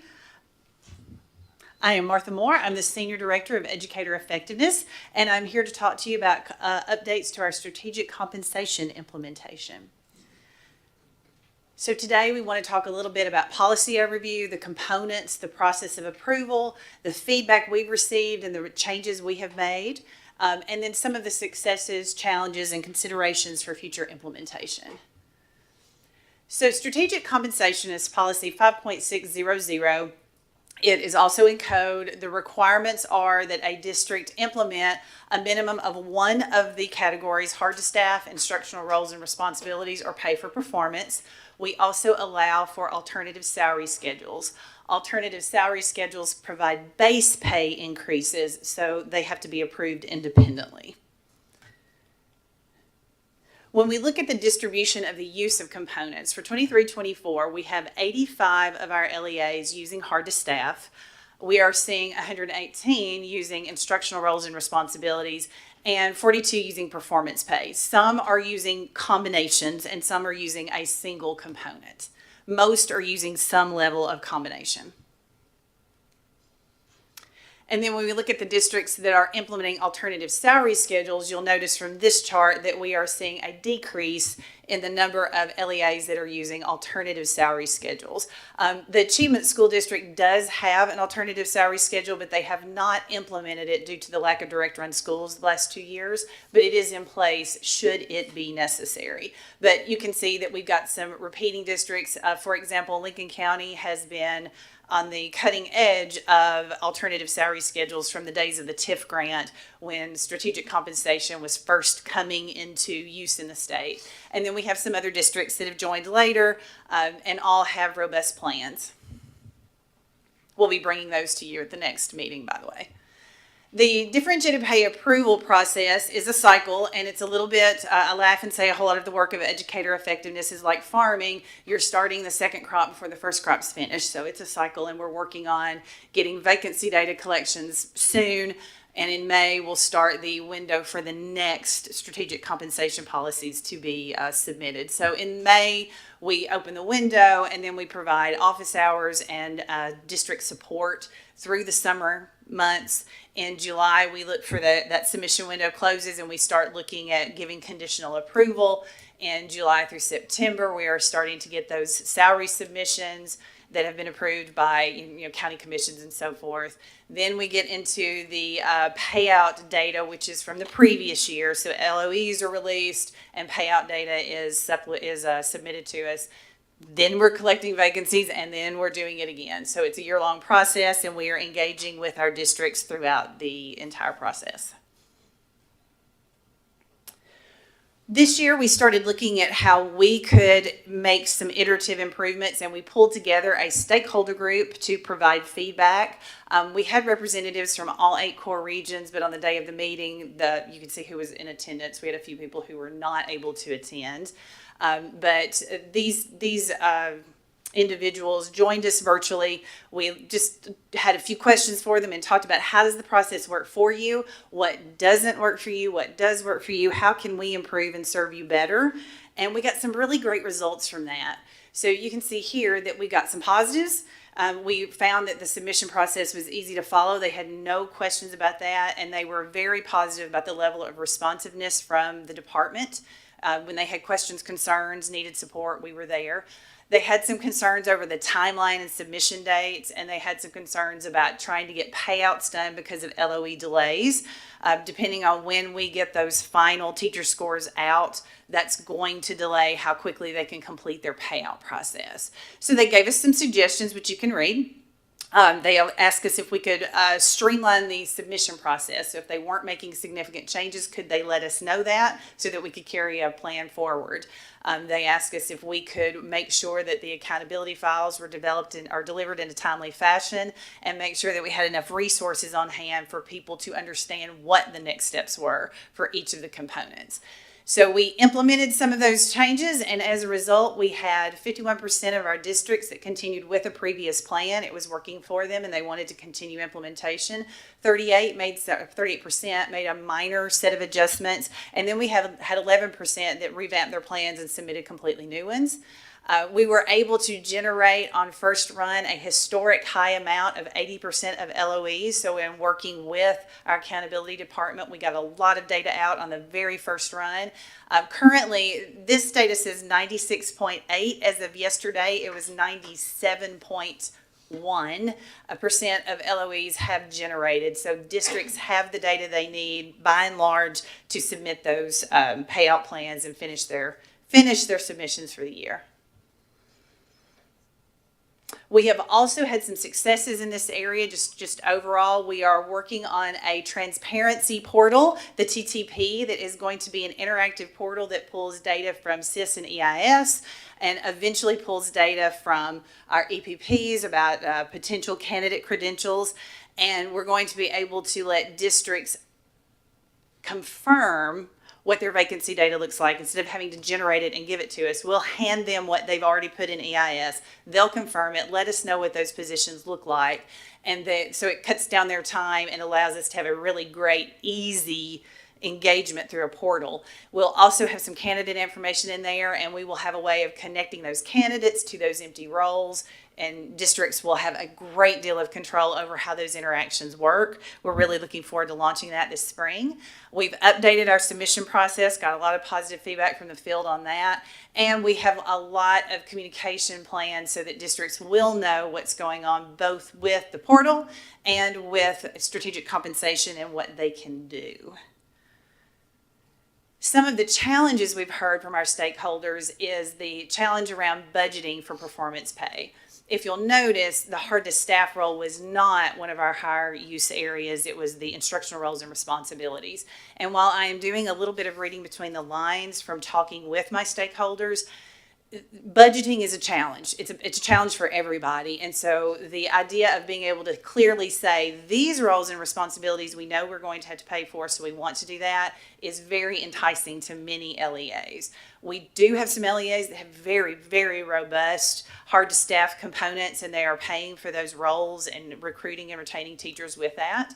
But a lot of districts are leaning on that instructional roles and responsibilities. They also have some struggles with the timeline around what their boards and their commissions need and want.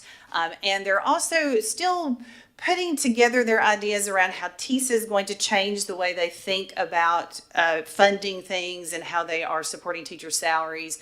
And I also think that there is a challenge from the district's perspective, because we're collecting vacancy data, we're collecting educator diversity goal and implementation data, we're collecting salary schedules, and we're doing it in different areas in different ways instead of having a more cohesive approach. So I think one of the things we can improve on is helping them see how those things connect and how they can implement them as an entire human capital policy.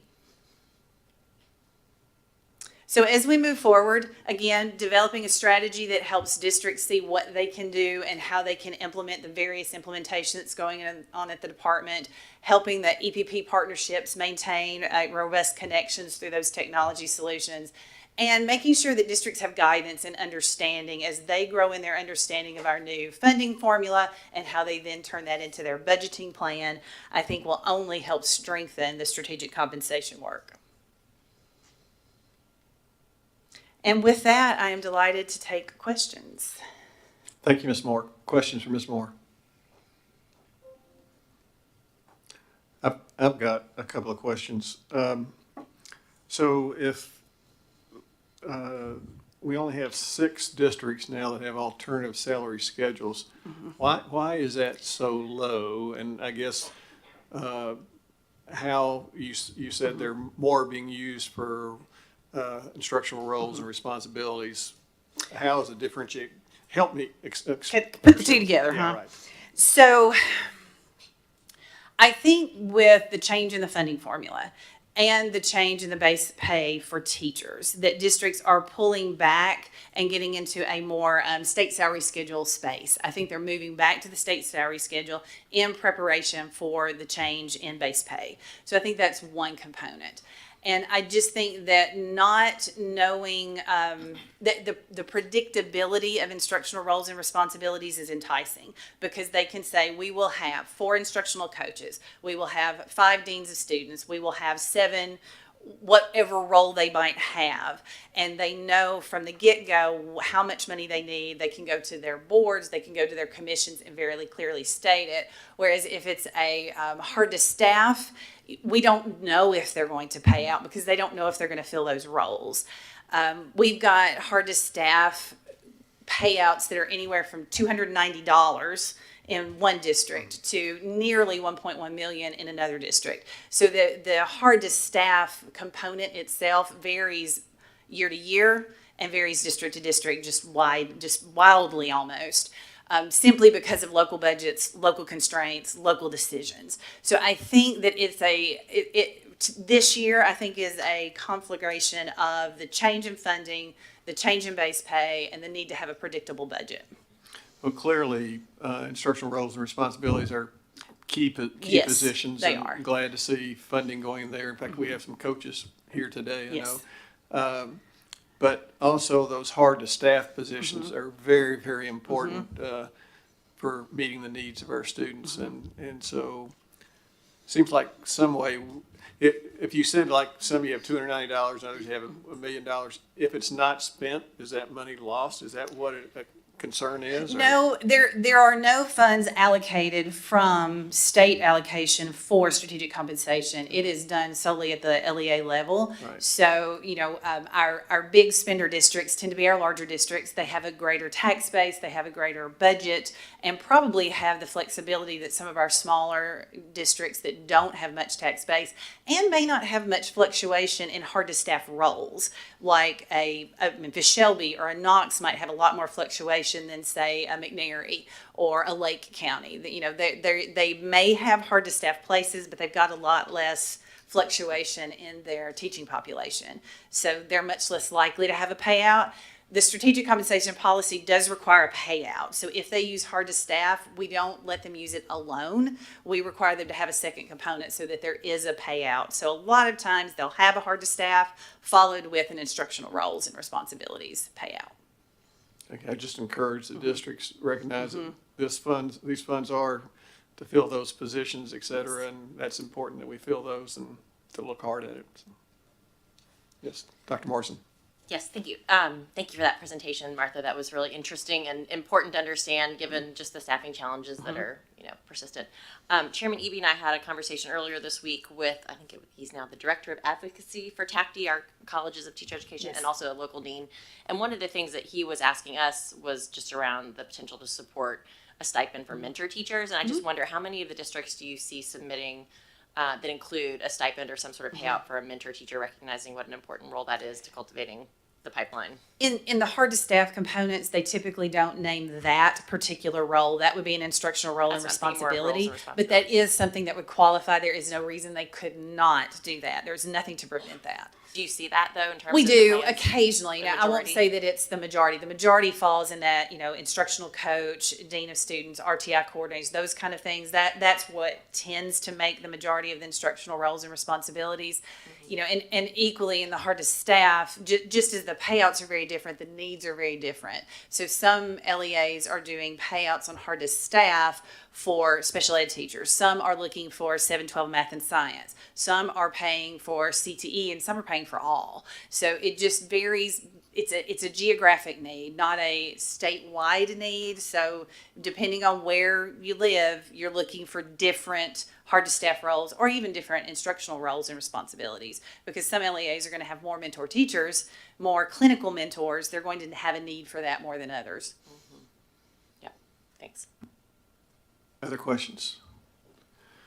One of the questions, does the differentiated pay have to be spent for differentiated pay, or is that up to the LEAs on how they spend those funds? They have to submit a plan, and the plan has to pay out. Beyond that, it's at the LEA discretion to choose how much and for what roles they are differentiating compensation. Thank you. Other questions? Thank you for that presentation, Ms. Moore. Thank you. We are at a break point. Let's see, actually, we're a little ahead of schedule. It's 1:50, let's say 2:05, reconvene at 2:05.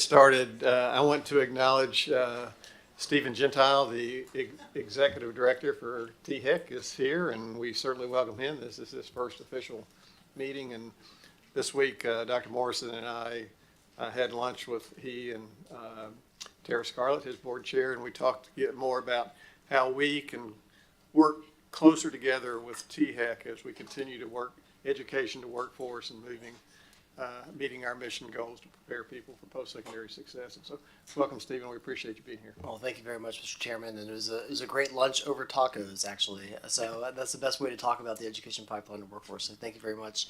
It's an honor to be here today. Thank you. Okay, we'll move forward then. Our next item is 2023 Educator Survey Outcomes. Dr. Laura Booker and Ms. Caitlin Binstead. Good afternoon. Thank you for having us. I'm Laura Booker, and I'm the Executive Director of the Tennessee Education Research Alliance at Vanderbilt. And I'm Caitlin Binstead. I'm a research specialist at the Tennessee Education Research Alliance. So we've been doing the educator survey in partnership with the Department of Education for a long time now, and excited to share with you all some findings from the 2023 educator survey. The 2024 survey will hopefully be going out in a couple of weeks. So we're in the process of starting to work on all the logistics related to that. Tara put out 4 different briefs related to the 2023 educator survey, and we focus these briefs around some areas of our large-scale research projects. The Tennessee Department of Education also put out a report that tied their big initiatives, so acceleration, Read 360, Grow Your Own, to some of the findings from the educator survey. So we're going to focus on the Tara briefs today, but I do want to note for everybody that the department report also exists and is on their website. As a quick reminder, the educator survey also gets provided its results back to schools and districts that hit a 45% response rate. So that is another big benefit of this survey. It's not just about looking at things at the state level, but it's about giving schools and districts an opportunity to elevate teacher voice and for them to take action based on findings they're seeing at their schools and districts and how they even might compare to other similar schools and districts. So our 4 briefs this year focused on the educator labor markets, which are a big topic right now, as you might all know. We also had a brief focused on counselors, mental health professionals, and on school leaders. So Caitlin was our lead analyst on the project looking at educators' hiring and recruitment experiences and retention plans. And so Caitlin is going to present those results first. Please let us know if you have any questions throughout, or do we prefer to save questions? Do y'all have a preference? I think throughout is fine with us, if that's okay. We would love to have questions throughout. So please just interrupt at any point in time if you have particular questions. If there's something we can't answer today, then we will dig in and see if we can't get the results back to you via Sarah or Michael or other folks on the state board staff. So I'll turn it over to Caitlin from here, and if we have additional time at the end, then we'll dive into those other 3 groups that I mentioned earlier. Great, thank you. Yeah. So the bulk of this presentation, like Laura said, is going to focus on this educator workforce piece of the survey. So some of the questions that we're looking at here: how do administrators perceive issues related to teacher hiring? How and why are new teachers entering the teacher workforce? And then around retention, we're looking at how educators' retention plans have changed over time. If there are any differences in their retention plans based on, teacher or school characteristics, and then whether or not retention plans might be correlated with any sort of preparation or early career supports. So the survey in general goes to educators in Tennessee Public Schools. So we have 5 different core versions that go to different types of staff members. So we have teachers, building administrators, certified school level support staff, counselors, and then mental health professionals. So this analysis focuses on the teachers and the building administrator cores in bold there. And then teachers and administrators might also receive a different branch of the survey. So early career teachers get a separate version of the survey that has questions focused on their preparation and early career supports. There's a branch for pre-K teachers, there's one for ELA teachers about the curriculum, math teachers about the curriculum, and then there's another branch that goes to career and technical educators.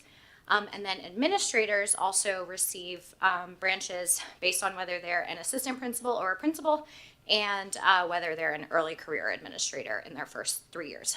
And then teachers also receive a randomly assigned module. We had 3 of those this year. One around academics, one around educators, and then one around student readiness. So for this analysis, we focused mostly on the educators module and then the early career branch. And then this is just a little bit about who took the survey this year. So we had about a 50% response rate to the survey this year, and about 47% for administrators. There's also some longitudinal analyses in here that make use of data from 2018 to 2022. During that time, we had response rates ranging from 51 to 62%. And then for all of the teacher and admin responses, we use analytic weighting to account for differences in response rates across like school type, region, and number of economically disadvantaged students in the school.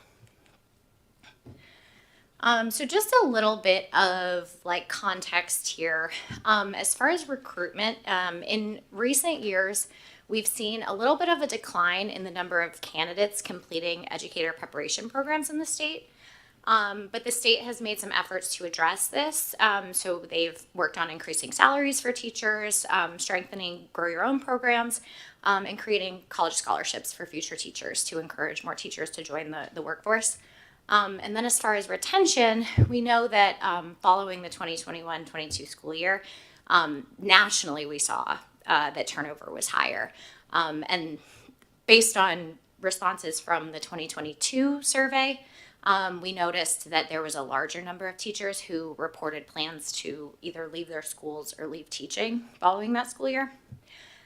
We also know that teachers in their first 5 years of teaching are more likely to either move schools or leave teaching in the state. And then we also know that turnover tends to be higher in schools with higher proportions of low-income students and among teachers of color. Question. Yes. State efforts to address teacher recruitment and retention. What kind of lag time do you think there is between those efforts? You said they've made these before we'll see an impact of that. That's a great or know if it's effective or question, not. and I really don't know the answer to that. A lot of these initiatives are fairly new, so kind of just have to wait and see. I know like the Grow Your Own programs have gotten a lot bigger recently. I think, in the first year or so they were relatively small, and I think that they're kind of becoming more popular. So I think it also just takes a little time for some of these initiatives to gain uptake, and then we'll have to wait and see how that kind of affects the labor markets in the state too. And I can add that through another project, we've been looking at enrollment in teaching as a profession courses. So, if it's an initiative aimed at high school, it's gonna take a little bit longer before we see, I think, an impact on enrollment in educator prep programs, and then transition into the teaching workforce. But I do think some of the more Grow Your Own programs, we can see the impact of that more immediately because of the way that those programs are designed to immediately alleviate some of the challenges that our school districts are facing. So I do think it will be very interesting to look. We ask a lot of the same questions year after year intentionally so that we can track those changes over time. So Caitlin is about to share with you a question we asked principals about how difficult they are finding it to hire for specific positions. And I do think it will be interesting to possibly connect that data to places where we have Grow Your Own programs and see if we see some differences. I think now that we've gotten some more of those programs more established, I think that's some work we could partner with the department on in the future. So now you have the baseline as you're starting the state efforts, and so let's track that each year and see. Yeah, and I think the state board is now kind of trying to track who's participating in these Grow Your Own programs too. And we've had some conversations with the Grow Your Own Center at University of Tennessee, just to be able to kind of coordinate with this survey work and be able to report more results around that. So first, I'm going to talk a little bit about the hiring and recruitment side of the workforce. One kind of big takeaway that we found this year was that school leaders just kind of went into the school year with more hiring needs, so more open and unfilled teaching positions than we've seen in previous years. That blue bar on the graph represents the number of open positions before the 2022-23 school year started. And that could have been either because the position was vacated and it needed to be filled, or it could have been because of the creation of new positions. So not necessarily just because of turnover, it could also be higher because new positions have been created with like ESSER funding, things like that. But then we also have a slight increase in the number of unfilled positions after the school year has started. So what's the difference between open and unfilled? Open positions are just positions that they were hiring for, like at the end of the 21-22 school year. And then unfilled positions they were not able to fill before the school year started. So the difference between the open and unfilled basically would be the number that they've hired for those positions. Okay, thank you. And again, there's large variation here between districts and between schools within districts. But generally, the number of open and unfilled positions kind of reflects school size as well. So, the numbers tend to be higher in schools with more students and more teachers. But we also found that schools with higher percentages of economically disadvantaged students had a little bit more trouble filling those open positions. So they had more unfilled positions at the beginning of the school year than schools with fewer economically disadvantaged students. So typically, you have like 5.69 unfilled positions in 2023. What percent of the teachers would that, what's an average, or what percent of teachers would that represent?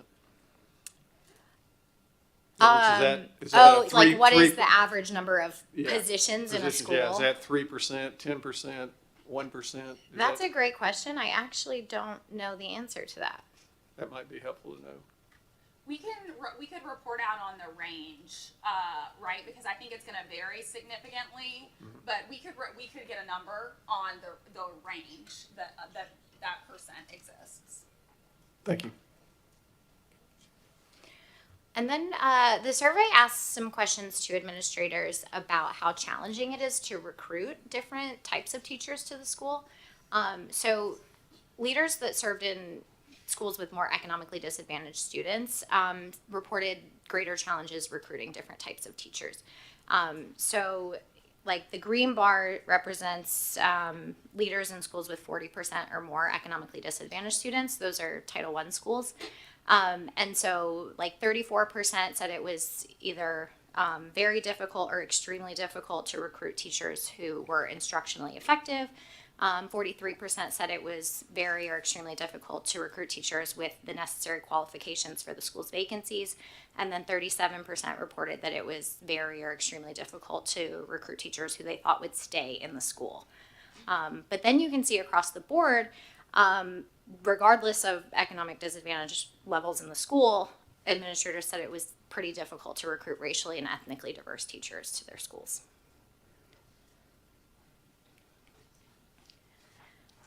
And then this was a new question on this 2023 survey for early career teachers. And we asked about what their pathway to becoming a teacher was. So we actually found that it was kind of a close, most teachers commonly reported that they either wanted to be a teacher from a young age or that they changed careers. So it was kind of like close between those two as the top answers. But we found a lot of differences based on whether the respondents were male or female and whether they were white or a teacher of color. So white teachers were a lot more likely to say that they had wanted to be a teacher since they were young, while teachers of color were kind of more likely to report that they entered teachers through sort of alternate pathways. So they either enrolled in an EPP after receiving a different type of degree, or they did a career change and decided to become a teacher. And the same thing was true for male teachers. They were more likely to enter through these kind of non-traditional pathways. That's interesting. Can you explain why it's that trend?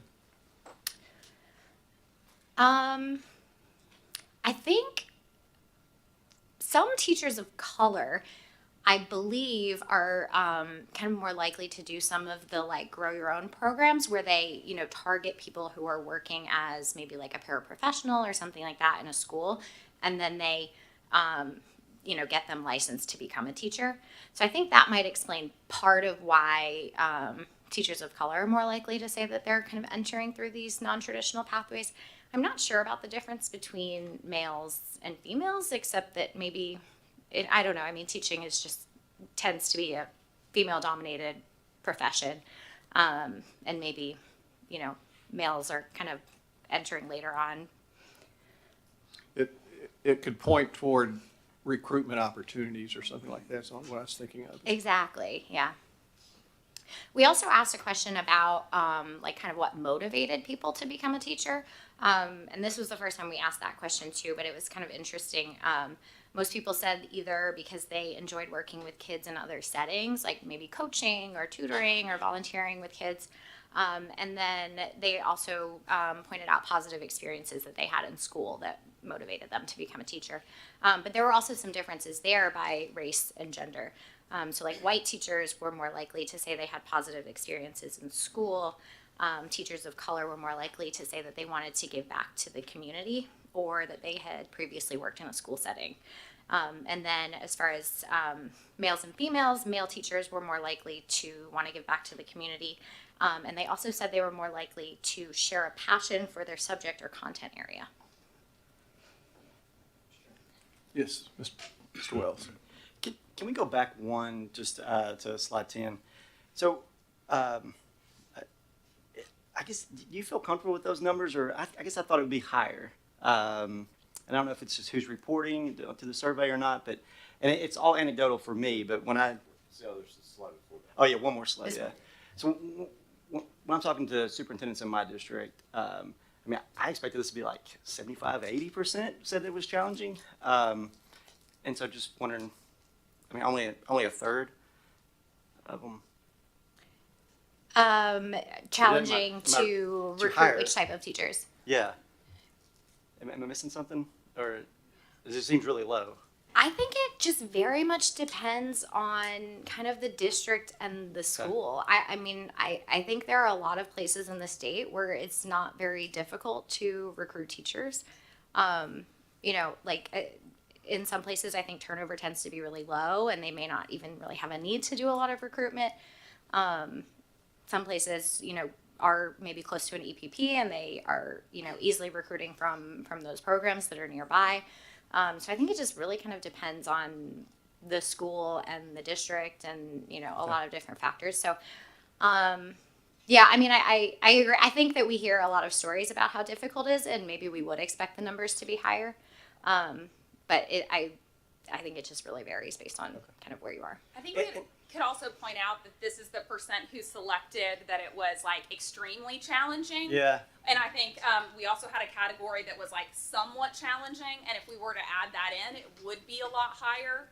So here we're really focused on, I think, looking at this difference between schools or school leaders who are serving low numbers of economically disadvantaged students versus higher numbers of economically disadvantaged students. So I would say that this is more representing sort of that dire situation, and if we were to add in the somewhat piece, it probably would be higher to what you're saying. But I think Kaylin's point and what some of the other research that is coming out nationally and has also been done in Tennessee does tend to find, though, is that a lot of our shortages are just incredibly localized, right? Just different places have different challenges. And I think that that's also a little bit reflected. If we were to kind of combine these four areas of challenge, it would also be a lot higher, right? Some people are struggling with the people who have the certifications that they need, whereas other people are struggling with recruiting diverse teachers. I think another thing that you have to define, how do you define challenging? Does that mean it took 3 months to hire somebody? Right. 6 months, a year? And so, Yeah, and the way the survey asks it, it's just kind of, how they perceive it. So, But I think your point too, if one's extremely challenging, that could very well answer some of your question, Mr. Wells. But again, how do you perceive what challenging is? So, But give us more. But just so I make sure I understand this right, but if I was at EPP and I say, hey, it's not as bad as I think, I could look at that and say, well, 2/3 of school leaders said it was not extremely challenging to find a instruction effective teacher. Yes, correct. So they would have either said it was not challenging or it was somewhat challenging, I think were the other Okay. options. All right. It's interesting. Just, I mean, it's fascinating, Yeah. And then this next section, we're going to switch gears a little bit and talk about the retention side of things. So in 2023, we had about 8 in 10 teachers who reported that they plan to continue teaching in their schools the following year. And so that was slightly up from 2022. But over the past few years, we've seen a little bit of a decline in the number of teachers who say that they plan to remain in education long term. And by long term here, I mean people who selected either as long as I am able or until they're eligible for retirement benefits. So we have, kind of an increase in the number of people who are undecided about their long-term plans in education. And then we have, about the same amount who are saying that they're only here for the short term. Then we also had a couple other questions that asked about. Question. Sure. I'm an engineer. So short term, somebody could be within 2 years of retirement and they plan to be in short term, but did you make the question until retirement so they would? Yeah, the way this question is worded just asks kind of about like their career and not the number of years remaining that they plan to stay in education. So yes, somebody could be really close to retirement and they would fall into that long-term category because they're a long-term career teacher. They've stayed until retirement. But they may be leaving soon, to your point. Right. Yeah. I will add that the increase we see in undecided, I don't think is unique to the education sector, right? I do think that from some work we're doing, from some other studies, when we look at other careers, I just think we're seeing more career switching in general. And so, while I do think like we need to pay attention to these trends, I think in the larger context, I think that the increase in undecideds is also possibly, generational and just sort of where we are a little bit more culturally too. You may be getting this later on. Is there a motive? Like, do we know why those numbers are changing? Like, what is it that is making them either more undecided or wanting to leave or any of those things? Like, is there any key findings? In teaching or in general? We'll say in teaching. I think your future slides are getting to that, right? The reasons why people say. Yeah, we'll talk about this a little bit more in a couple slides coming up. But I think that there's a lot of things. There's just been a lot of changes in the teaching profession recently, I think. And maybe it's not as desirable a job as it once was, or, maybe, people suffering from burnout, things like that. So, but that's just kind of me speculating. We also asked a question about whether teachers plan to, whether they think about transferring to another school. About a quarter of teachers either agreed or strongly agreed that they think about transferring. And we added another question this year that asked if they think about leaving the teaching profession, and nearly half agreed or strongly agreed that they think about it.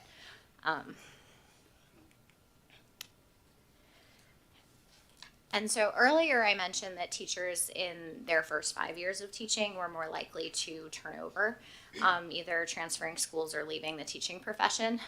So here we kind of looked at, based on years of experience, how many said that they planned to continue teaching in their schools the following year. And we looked at this between 2021, 2022, and 2023. So we know that in 2022, there was kind of a dip across the board in the number of teachers who said that they plan to continue teaching in their schools next year.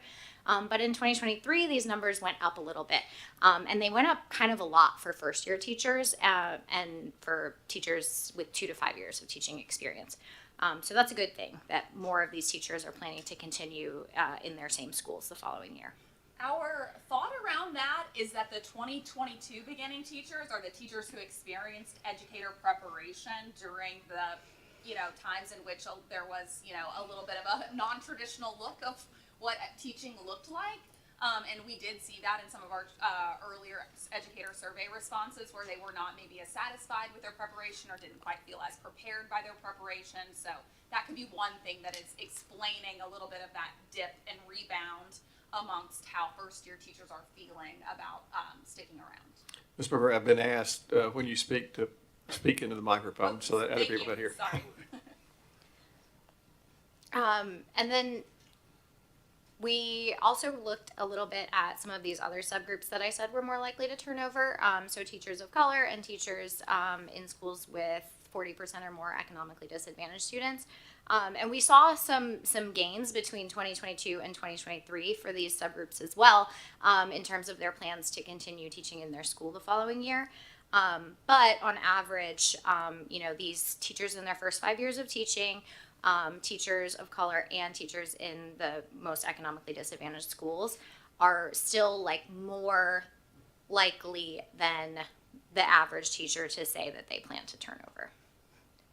When you look at the 21 plus year data, do you plan to teach next year? Did you take out those that would be retiring, or do that include those that are retiring? No, retirements was an option, so they're not included in the number that plan to Okay, so continue. it's interesting that people who have been there 21 plus years who are not going to retire, you have 20% of them who are not expecting to teach again next year. That's kind of concerning. If I read that right. Yes, so 21 plus years, so those people might be eligible for retirement or close to it, right? But still over 80% of them are planning to continue teaching in their schools next year. Like, they did not choose the option that said, I plan to retire. I understand. Okay. Okay, so they didn't choose the option that they plan to retire. I'm thinking about the ones who aren't teaching next year. Was a high percentage of that 19% who are not teaching, it's because they're retiring or because they're deciding they don't want to be in the teaching field? I would imagine for the group with 21 plus years of experience, most of those would be retirements. So you don't know that at this point in time? I don't know it off the top of my head, All right, sorry. thank you. Thank you. Oh, hey, Mr. Jensen, go ahead. And then we also looked a little bit about how retention plans were related to some early career supports. So we found that teachers who had a mentor in their first year of teaching were more likely to say that they plan to continue teaching in their schools next year. We also found that early career teachers who felt prepared for their current role by their ed prep program, particularly through their clinical experiences and their coaching and mentorship, were more likely to say that they plan to continue teaching in their schools next year. But as you can see, this pattern of having a mentor in the first year teaching kind of holds across different subgroups. So white teachers and teachers of color who had that mentor both were more likely to say that they plan to continue teaching in their schools. And teachers across levels of economic disadvantage in their schools were also more likely to plan to stay if they had a mentor in their first year. So this mentorship piece seems to be kind of an important link to retention. We also looked at, some other supports in their first year, like new teacher peer reflection groups, assistance in preparing for observations, instructional coaching and professional development. And teachers who received some of those supports were also a little bit more likely to say that they plan to continue teaching in their schools.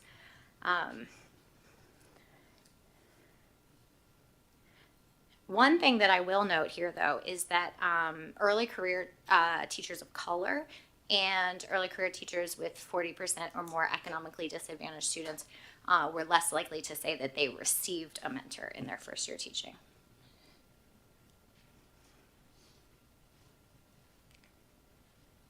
So I think those are kind of the main slides I have to show you. Here's just a little summary and some key takeaways, and then I'm happy to answer any other questions. So we have school leaders going into the 2022-2023 school year with greater numbers of open and unfilled positions than we've seen in previous years. We also have seen a decline in the number of teachers who say they plan to remain in education long term. We know that schools with more economically disadvantaged students seem to have greater staffing and retention challenges. And across the board, it's just kind of difficult to recruit and retain ethnically and racially diverse teachers. We had, many early career teachers who reported entering the teacher profession through some of these non-traditional pathways. So it might be important to think about that when we think about recruitment. Expanding pathways into teaching might help expand the state's supply of teachers from diverse backgrounds. And we also found that early career preparation and support, particularly in the form of mentorship, might have important links to retention. Mr. Chairman? Yes, Mr. Moore. And you may have answered this, I may have just missed it, but, so back to the why again.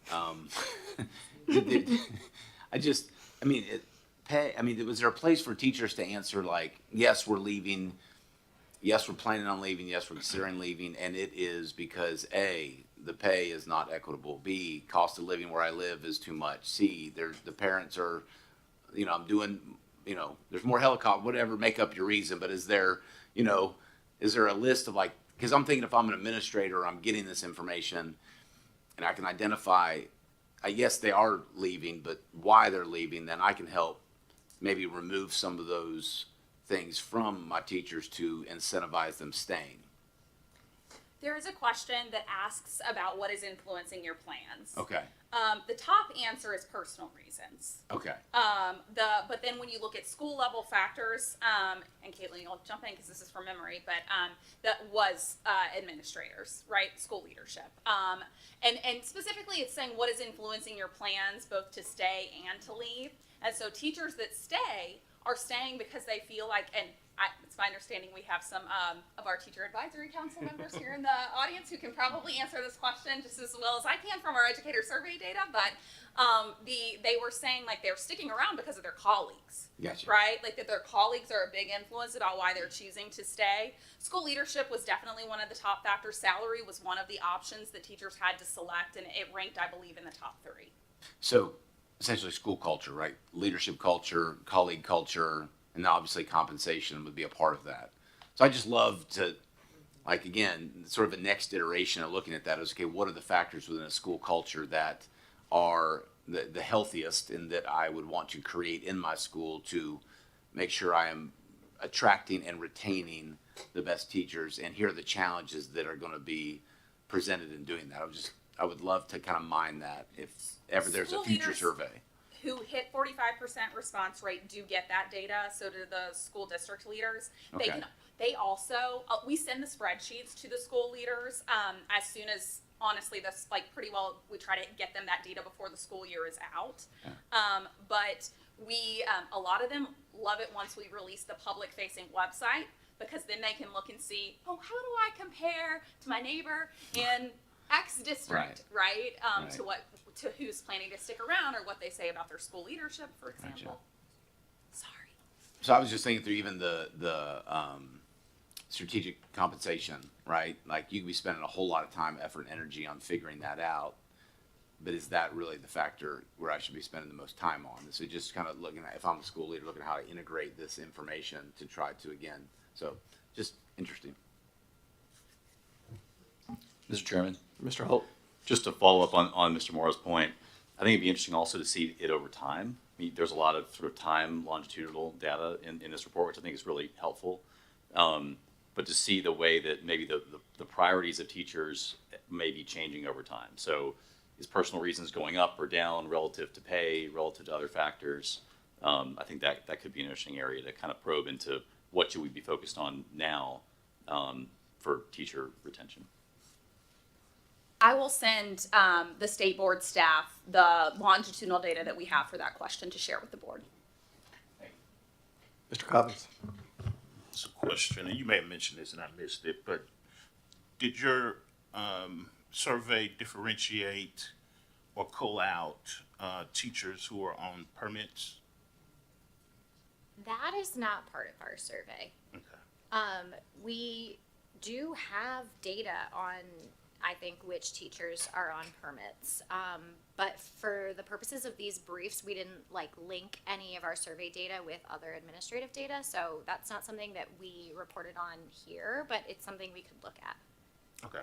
So I was having a conversation not long ago with a HR leader, large urban district, and they were looking at their retention or lack thereof of teachers who were in that 3-year window. And what one of their conclusions was that those individuals who did not persist did not get the support that they needed. So that could be mentorship and other things. And so I'm just wondering, when we look at, the question of those who don't stick around beyond 5 years, if we can dissect it and figure out, those that come out of traditional EPPs, those that are on permits, and what we can glean from that to figure out where we can be most supportive and make sure that we don't lose as many as we do. And I know I was on a panel back in December, and Mr. Durline shared with me some data around the percentage of those that are on permits that we don't retain, which was really, really high. So that to me has to factor into the equation in some way where we can get to real answers. Tara is doing some work around that with TDOE, looking at, different licensure types and, permits, waivers, things like that, and licensure exams. So that's kind of forthcoming. Yeah. The commissioner has requested some data on that and has approved some research for us to be able to look at effectiveness and retention of different licensure pathways. Mr. Chair. Mr. Smoller. Just to clarify, is there any question in the survey or a series of questions that specifically ask, is your work environment a healthy, fun place to be? And is there also a question about their direct manager? In the private sector, it's pretty well accepted that the most influential weight on the scale of a person's read of the culture of their organization is not the organization at large, but it's really the relationship with their colleagues and with their immediate managers. Are you asking pointed questions? And is that information being used to identify people who are doing a really good job of managing their teams and also shining a light on the people who are not doing a good job of managing their teams? We do have quite a few questions that are on the teacher core, so that goes to all teachers, asking about kind of general satisfaction with their school. So, like, I'm generally satisfied with being a teacher in this school is one of them. There's a couple other that just kind of get at, their satisfaction. And then a couple other questions that ask about their perceptions of leadership in the building. And so if for schools and districts that achieve that 45% response rate, they will get that data back. I believe we even have a question that asks about whether or not you would send your children to that school, the school where you teach. So and we have the question about your school leadership? Like, are you getting feedback from your school leader? There are some questions around teacher leadership in terms of like whether you feel like you can elevate concerns to your school leader. In general, I will say the response tend to be pretty high. We tend to have, I would say, around 90% of teachers strongly agreeing with those type options. But that probably means we've got between 8 to 10% of teachers who aren't agreeing. But superintendents most certainly, or any district leader who gets that data back can look at that information and use that for their own hiring or training or improvement purposes. And is it granular enough to actually inform them as to which team this person's on, or which manager within their organization might not be leading their team well? It should be related to the school leadership team. Those items ask specifically about the school leaders, and we give that data back to school directors at the school level, so they can see, at this school, 90% of teachers say their school leaders, doing a good job, whereas only 70% of teachers at this school say that their school leader, that they are satisfied. Okay, the last question was just, are we looking at other states? We have our data set, and every state's going to be different for a variety of reasons, but is there information or insight that we can gain from projects like this that other states have conducted? We have one project that we're working on in partnership with the SREB, and that's looking at a few different southern states. So I think I'm not part of that project, so I don't know as much about the other state survey data. But I for that project, I think we are kind of combining our data with other states. I think Kentucky is one of them. Tennessee is pretty unique in that we've had this survey for so many years and that we do it annually and have such a high response rate. South Carolina recently has invested a lot of efforts. I believe Michigan has a survey. So I do think we could do more to look at what we see on other states. Anytime we're adding new items, we're looking at adding those items from places where we can have opportunities to compare. So yes, that's something we can, I think, do even more of. Yeah, I think it's illustrated by the fact that you've received quite a few questions today. On the one hand, it's nice to have data and it's nice to have precise metrics, and sometimes much of the time those can be useful. But you're in the people business, and understanding the soft factors can sometimes be far more important than some of the granular things that you can measure more easily. So I would just say, this board's obviously interested in the work that you're doing. I'm grateful that you're doing it, and we just encourage you to continue pressing into it, because it is, leadership matters. And if we have gaps, or if we have opportunities to improve in leadership, while we can't necessarily put a number on it always, at least giving directional guidance can make a huge improvement. I think we've seen that, and we'll always see that at every level of really any organization. So, thank you. Chairman Eby? Yes, Ms. Hart. I have a couple of questions. First of all, did you develop the questions, or did you get them from a firm that does this across the board, across the country? Where did the questions come from in the first place? A lot of the questions are the questions that we've been asking consistently over time. Right. And then in general, we collaborate with leaders at the Department of Education, as well as getting feedback from Tara's Advisory Council, which includes representatives from the Higher Education Commission and the State Board to provide feedback on the survey items. Okay, and you said that the results go back to the schools who had 45% participation rate, and the others are not getting any kind of feedback. Who made that decision, out of curiosity?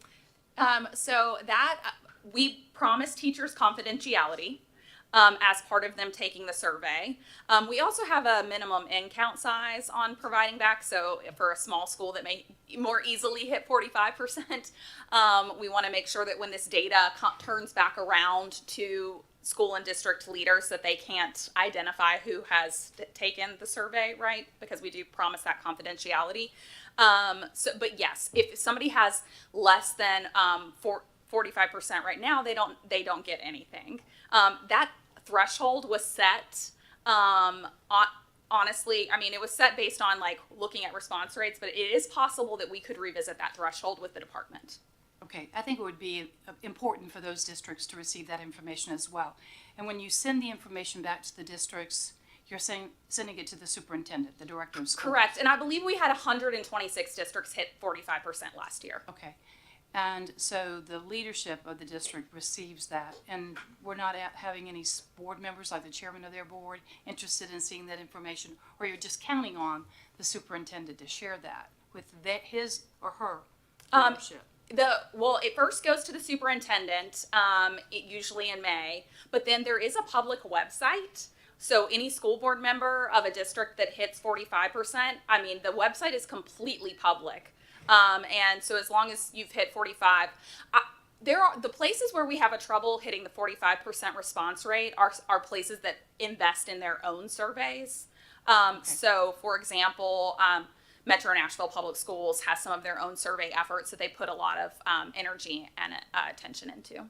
I understand that, and I certainly would be, if I were in leadership, I would want to have action plans by my administrators running those individual schools to be able to address the issues, the challenges. And so I can understand why a larger metropolitan area would have that. But I was just thinking about, if looking at the trends by schools, and that's not necessarily your place to do per se, and it's not really necessarily ours. But I think obviously the administrators and the district leadership would want to know, where am I having a problem? I'm always incredibly impressed by the number of district leaders who are banging down our door waiting for that data and the website to go public, because it does seem, though, that we have a number of school leaders and district leaders who really do utilize the data and information. Yeah. And the other thing too is just an analysis of the questions, because are we consistently every year, even though the questions are not changing, and I understand the importance of the consistency of those questions, are they still the right questions to be asked? And we do probably change between 10 to 20% of the items each year. And that's specifically the modules which is not, we try to keep the core pretty consistent. But the modules often change out with, so we've asked a lot of tutoring questions recently because of all the investments in the tutoring space, for example. And we're adding some questions, working with the department on both, hopefully on accountability and TISA this year. Thank you, appreciate that. I had a couple of questions. You talk about the 45%, and I think the data that you showed was that you've gotten 47% of one group and 50% or something of another group. So that difference between 45 and 47 or 50 is not that large of a difference. So, my question is should that number be lower than 45 so that the districts can get the information? That's one question. Secondly, you also showed that your data previous years was from 51 to 62%. So that number of responses has dropped probably statistically significant. What's the reason for that? Do you think that's a reason because there's less interest in the survey? There's concern about confidentiality? I mean, why do you, or maybe it's because the districts are doing their own. Why do you think it's dropped pretty significantly? It started dropping in 2020. Right, and it's consistently gone down. We used to be closer to 60% on average, and have now dropped to around 50% on average. We're still hitting about the same number of schools and districts that get their data back. So I think that's always where we push really hard. Both the department and Tara push very hard to get as many schools and districts to the 45% as possible, because that is such a critical thing, them being able to get their data back. But it is very possible for us to, we always want to make sure that we're at Vanderbilt and we go through institutional review board approval for the survey. It has to go through research approval, and we have to prove that we can maintain confidentiality of the data. But we can revisit potentially the lowering of that threshold. We leave the survey open about 6 weeks. We try to end it right as the testing window is opening to not interfere with that window. And the department's core offices have been incredibly helpful in helping us with getting response rates up. But it is a time-consuming survey. Relatively speaking, it tends to take between 15 to 25 minutes, depending upon how many additional questions you are getting. And so I do think the reason we've had a drop in response rate is just because people are a little burdened and burnt out, and survey fatigue, things like that.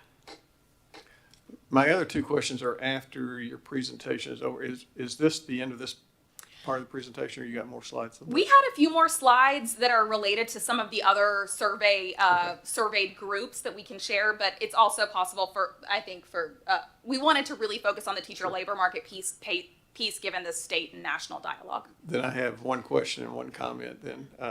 My question actually is, because we have this august teacher advisory council here, who are some of the leaders across the state, do you think that this is representative of what you see across the state from teachers?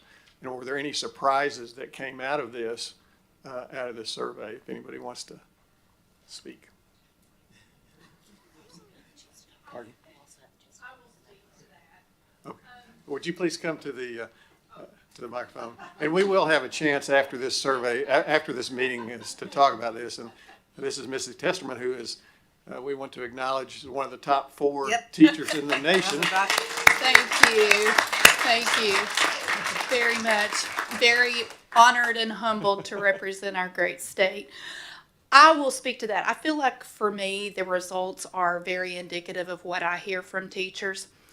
I will add in that I know in situations where a particular school, a particular system has gotten low leadership marks on that point, that there is almost an unwritten, don't do it. If you can't say something nice, don't say anything. And I hate to admit that, but that's an honest reflection. That's happening.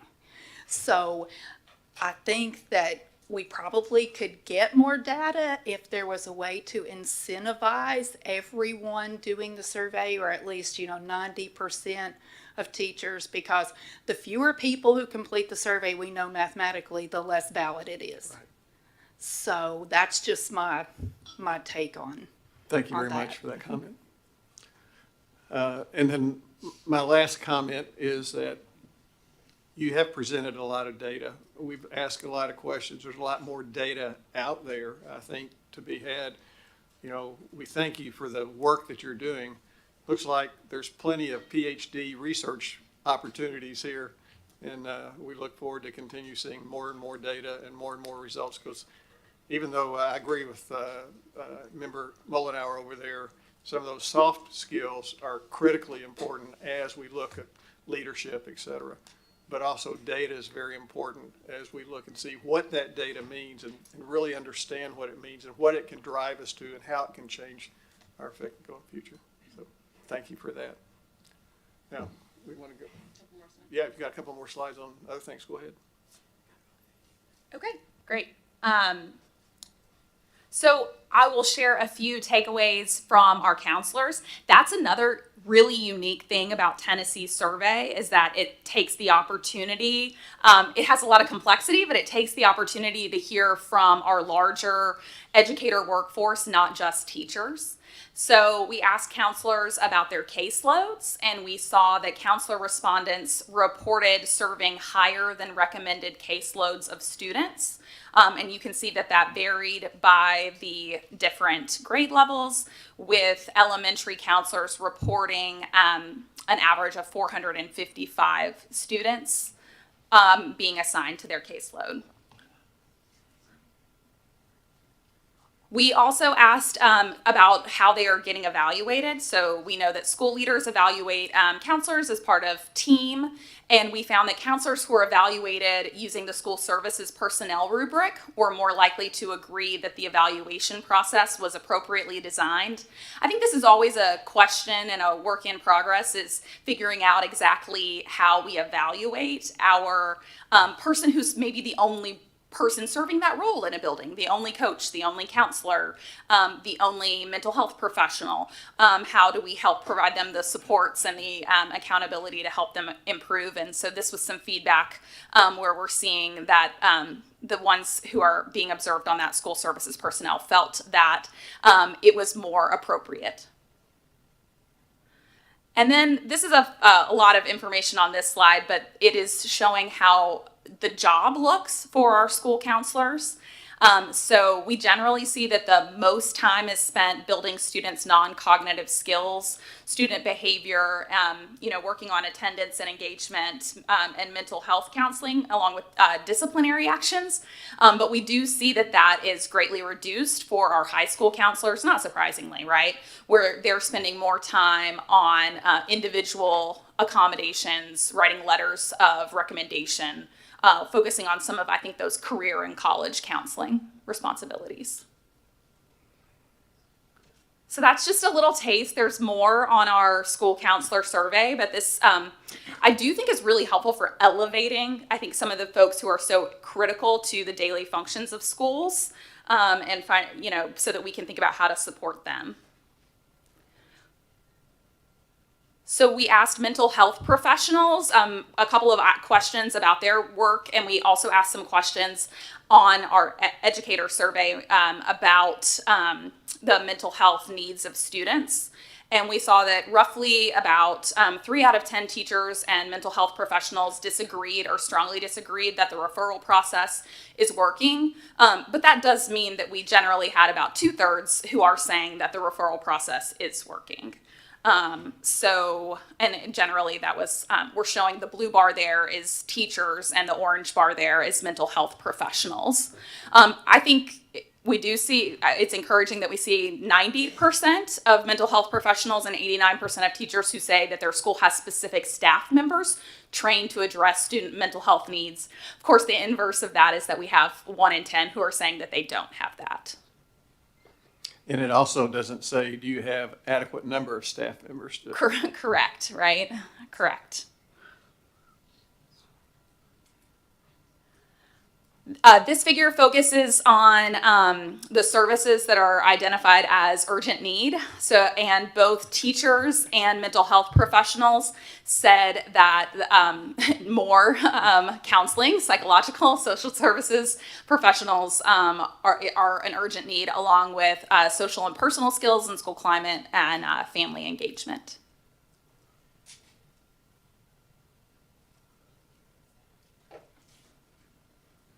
And then we asked a question this year about teacher personal satisfaction and well-being. I think this ties into some of what Caitlin presented here, but we found that teachers who were satisfied with their personal wellness were more likely to indicate plans to teach at the same school than those who were dissatisfied. So if teachers indicated feeling that their school's climate valued their personal wellness, that they're able to prioritize their personal wellness, and that their school or district leadership had clearly communicated mental health resources available to teachers, they were more likely to express plans to stick around in their same school.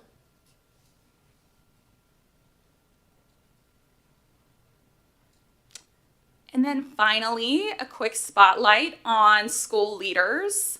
So this focuses on leadership preparation programs. And we found that over a quarter of early career leaders reported that preparation programs lacked a field experience working along an experienced administrator, and that over 40% said they didn't have access to a formal mentor as part of their leadership preparation.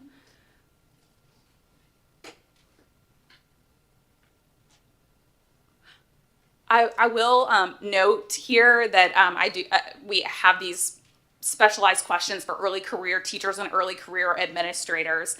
And we worked hand in hand with the Tennessee Association of Colleges of Teacher Education to work on those items, and that the department has partnered with us in getting a lot of that data back to our EPPs across the state at the EPP level. So just like we're providing data back to schools and districts, this survey, also the state board does this because the state board teacher prep report card includes data from the educator survey. So TACD has been incredibly invested in working with us on this survey so that they can get back the information that they need to improve their educator prep programs. School leaders here indicate that they plan on spending 1 fewer year serving as a school leader than they did in 2020. So when we ask them, like, what's your best guess on how many more years you're going to be serving as a school principal in the state? It used to be 9 years, and now it's down to an average of 8 years.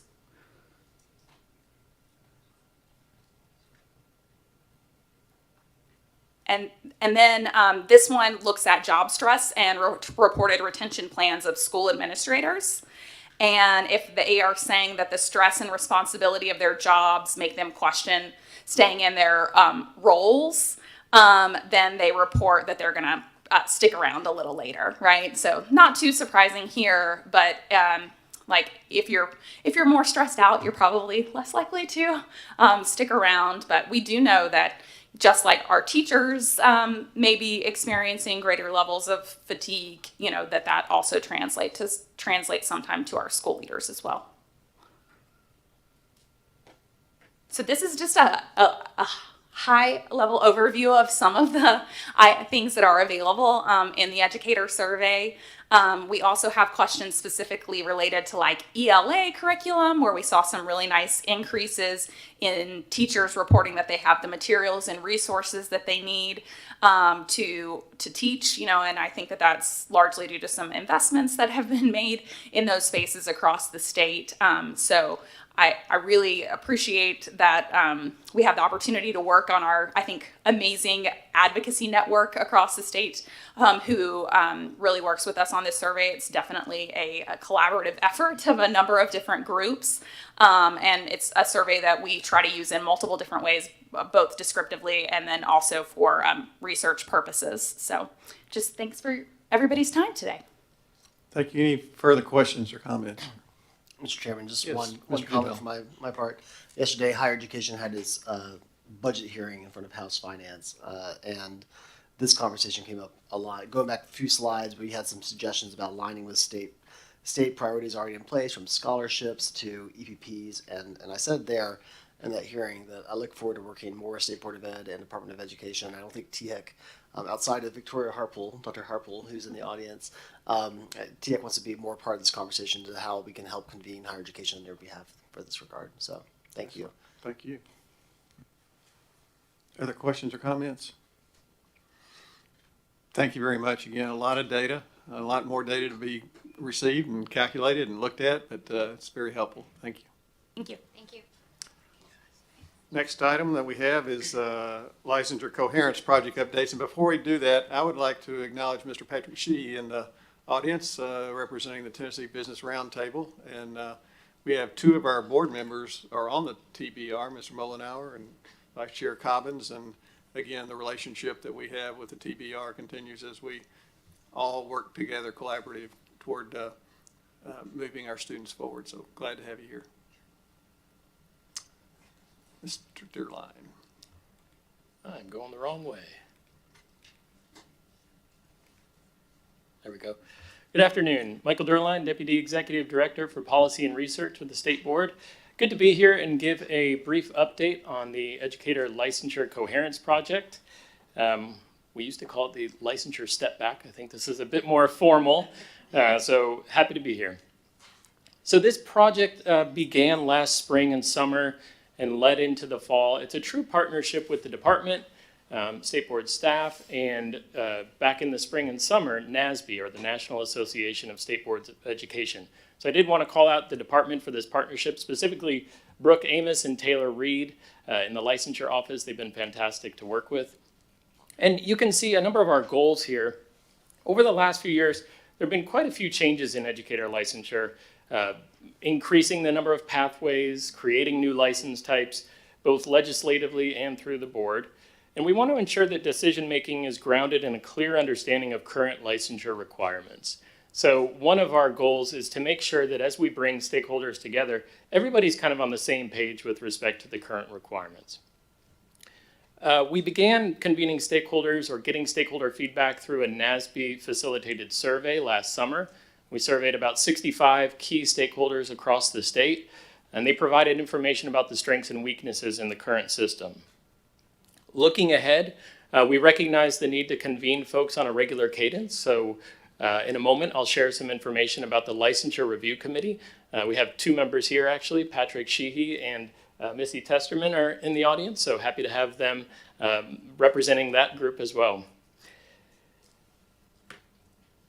And lastly, one of our goals is also to develop proposals that support coherence and a clear vision for the purpose of licensure. I think over the years it's become a little unclear what the purpose of licensure might be. And so our goal is to make sure that everyone is kind of on the same page in that regard as well. And certainly there are emerging issues. So EdTPA is a hot topic of conversation, occupational licensure, special education, always interesting topics that folks would like to dig into and potentially make changes to, communications, and in our endorsement structures as well. Okay, so our Licensure Review Committee. In December and January, we began accepting applications for the new Educator Licensure Review Committee. We received just under 100 applications, so we were pretty thrilled with the response. And it was a strong pool of applicants, current educators, district administrators, EPP leadership, advocacy groups, and members from the General Assembly. And the department and the state board staff reviewed applications and selected a group of 24 individuals that represent all areas of the state and represent a wide variety of school district and stakeholder perspectives. Our intent is to convene the committee no more than 1 to 2 times a year and have really streamlined conversations that we prep in advance for, so folks don't have to spend too much of their time. Certainly these folks have regular day jobs and a whole lot of other responsibilities. Here's a little detail on the makeup of this group as far as region, representative of East, Middle, West, and statewide advocacy groups. With respect to organization type, school and district staff, that includes teachers, principals, district HR staff, directors of schools. EPP representation is certainly important. We have public representation, private, LEA-based EPPs, and education-related organizations. Also advocacy groups, and as I mentioned before, 2 members of the General Assembly. So I'm not going to go through every one that's been selected, but I did want to put this in front of you. I would imagine you all recognize some of these names or organizations. Really fantastic group of individuals. This is one of 2 slides, and we are excited to get this work started. In a moment, I'll share some details about our next steps.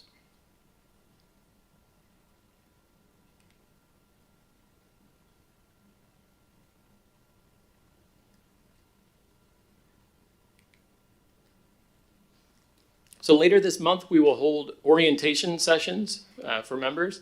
And again, the idea there is to kind of just make sure we're grounding our understanding of educator licensure in Tennessee, make sure folks understand applicable laws, rules, policies. And then we're going to hold our first working session in March. And the primary focus there is going to be on EdTPA. EdTPA is a complex performance-based assessment. As you all probably recall, last year we recommended to drop the requirement for job-embedded candidates. We're continuing to have conversations with folks across the state regarding EdTPA and use of that assessment in undergraduate and post-bac programs, and so that will likely take up the bulk of our first working session. And with that, I'd be happy to take any questions. Questions for Mr. Durline? Yeah, Vice Chair Cobbins. Thank you, Mr. Durline, for your work on this. I recall roughly a year or so ago, a lot of the consternation from some stakeholders on the removal of EdTPA for some and not for others. Yeah. And we made a promise that the conversation would continue forward and that there would be dialogue about what the future looks like. So I think this is in keeping with that promise. One question I had is particularly related to the 76 folks that weren't selected. Yeah, good question. Is there a way to channel them into some productive way they can use their passion and raising of their hand to be influential or instrumental or informative in things going forward? Yeah, absolutely. And we did communicate with those folks. It was kind of painful to hit send on that email telling them they weren't selected. I'm not going to lie. And our intent is to survey them. So, you know, as the core group meets and comes up with recommendations, our intent would be to survey that larger group and get their take on these issues as well. Dr. Morrison. Just to jump in and add to Vice Chair Cobbins' point, yes, I think we really do want to bring those people to the conversation because it was really exciting to see how many applicants we had, and I think it speaks to the interest and the importance of licensure in terms of creating a pipeline and getting the people that we need in front of students across the state. I'm really excited about this work because I think it does bring some additional intentionality to these conversations that we've been having. As I mentioned earlier, you know, Chairman Eby and I spoke with Jim McIntyre at Belmont, who's again the chair of advocacy for TACTI. And I just think that community, our district personnel, our teachers have such investment in this, and this gives us a body with whom we can have really in-depth discussions. We do plan to change the membership, you know, over time, but try to leave it as consistent as possible for the first initial year so that we can have those folks at the table with us. And just thank you to the department too, because it truly has been a partnership. We're launching together, and I think it will pay big dividends for us. We also have 2 legislators on this group, which I think is also extremely important so that they see the role that the state board plays and can bring their concerns to us. We can think about what can be done in policy and rule versus law. So I think there's a lot of big dividends ahead. And thank you to Michael for your leadership on this too. Yeah, I would like to say, we had over 100 people wanting to serve on this committee. I think that shows the interest and the importance of the committee. And for those 76 or so who didn't get selected, certainly we want to get input from them, but we want to hear input from across the state. I mean, obviously this is a very, very important issue, and thank you, as Dr. Morrison says, for your leadership. And, I think we're really looking forward to see what the committee does and where it goes. Absolutely. Any other questions or comments on this? Thank you, Michael. Thank you. Next item is licensure discipline.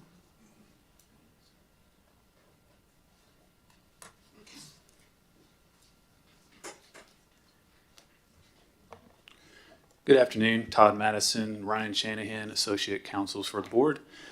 We will be presenting the recommendations for licensure action. I'd like to use this time to address any clarifying questions you have and note any items for further discussion. Any questions for our general counsel, our counsel here?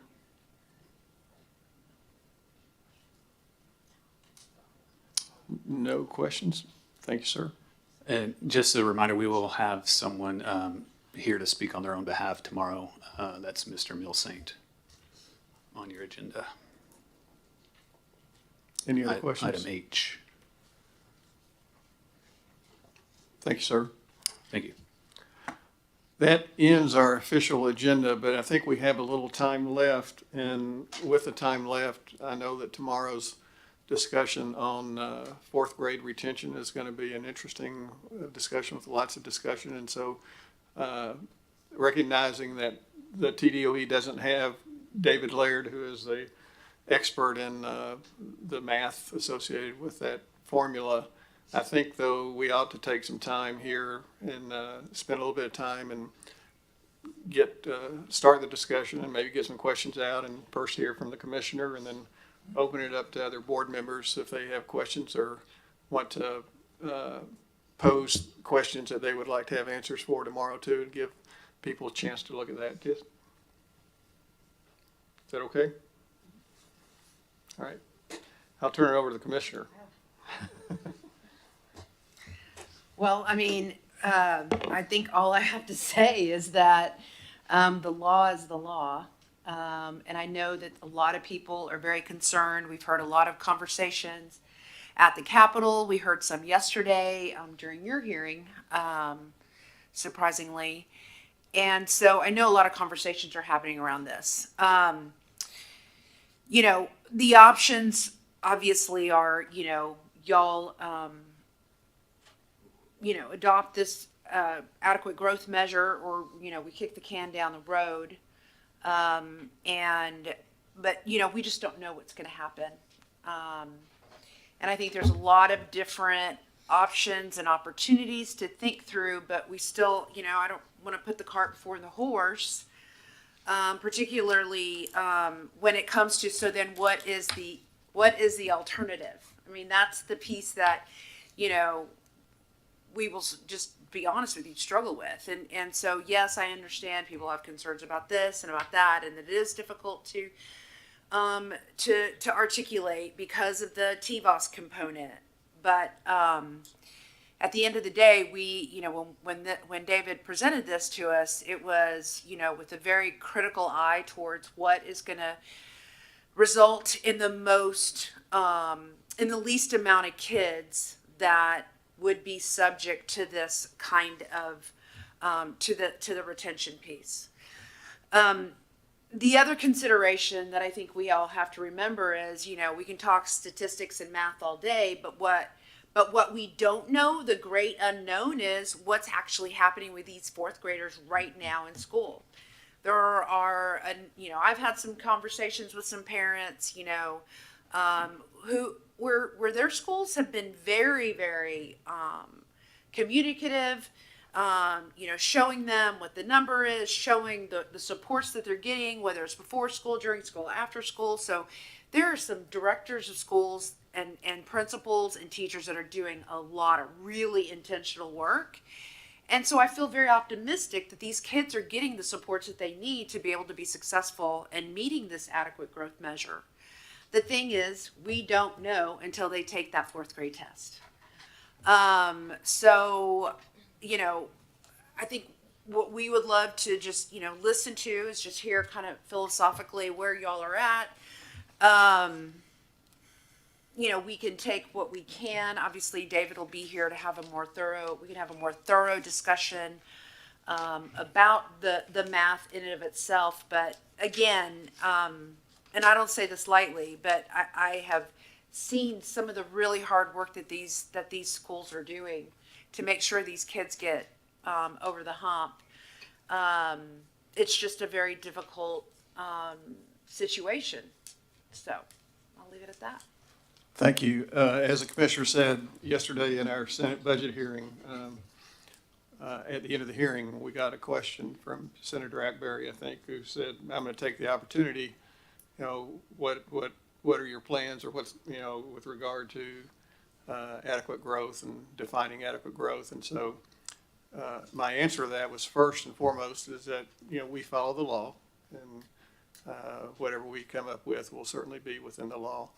And then secondly, I said, I cannot speak for the Board of Education until the board votes. So I don't know how this board is going to address this issue and how the board will vote.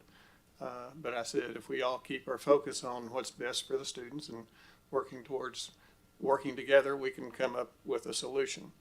At that time, Senator Hale and Senator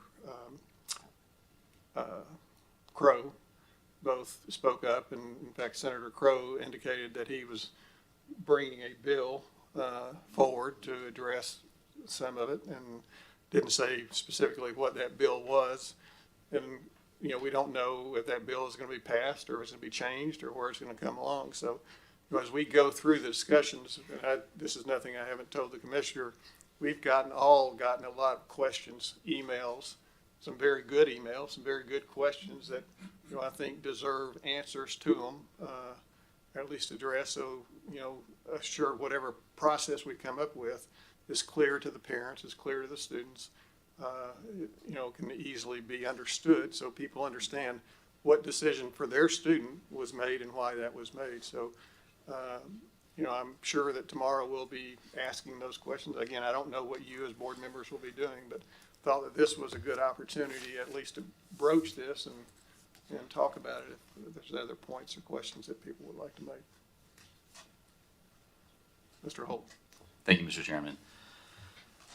I mean, this is an incredibly challenging position, I think. And as I think everybody in this room knows, I mean, our board does not have the ability to change the law. As the commissioner said, the law is the law regarding 4th grade retention and promotion. The challenge for me is that I understood when David Laird came before us back at our November meeting that the department's best estimate of the number of 4th graders who would be retained under this measure of adequate growth is somewhere in the 6,000 to 10,000 students statewide. And there's a dynamic component to this, right, which we all hope and believe that the interventions that I think, I'll speak for myself, are a good thing that are being provided to the current 4th graders, that those are going to lower that number down. But even if those are successful, we're talking about thousands upon thousands of students, many multiples of those that were retained in 3rd grade, being retained under any proposal that we have for 4th grade adequate growth. Correct. Just one clarification. If they were retained previously, they would not be subject to retention. These are kids who went through the pathway to be promoted that would have been retained. Right. And I might have been unclear on what I was trying to say, which was there was a lot of concern last year that the 3rd grade promotion retention decisions would result in thousands of students being retained statewide, and the actual numbers of students who were retained in 3rd grade were much lower. Yes. We're at a point now where we're probably not going to achieve that. There are going to be more students retained in 4th grade unless the law has changed than were retained last year in 3rd grade. and probably significantly so. And, you know, we are not the policy-making body here on whether this is a good or a bad thing, but something else that I've heard, you know, from the community and constituents is, you know, the concern about whether retention is in the best interest of students. And if there is any research supporting this retention decision, and when you're talking about thousands of students who would be going through that, without the alternative pathways that exist from third to fourth grade, where we have being able to score, it was 40%, now, you know, under the draft rule, 50% only on the most recent universal reading screener as an alternative. You know, and then also obviously taking the interventions in fourth grade, the summer camp, and then the tutoring as an alternative. There are no alternatives. It's just, how do you do on TCAP? Do you score adequate growth? And just that the combination of all those factors are what I'll just be honest, are really weighing on me. And I understand that the General Assembly is talking about this. And so I wonder if there's a way that we can communicate, or any of us individually can communicate to them about really the importance of this issue, if it's not on their radar, of being able to make any changes that might need to be made to avoid 5,000 to 10,000 fourth graders being retained. So I wanted to say that today and share my thoughts on it. So I appreciate the opportunity to do that. Thank you, Mr. Holt. Other questions or comments? Mr. Jensen? I had a superintendent in my district send some communication about this.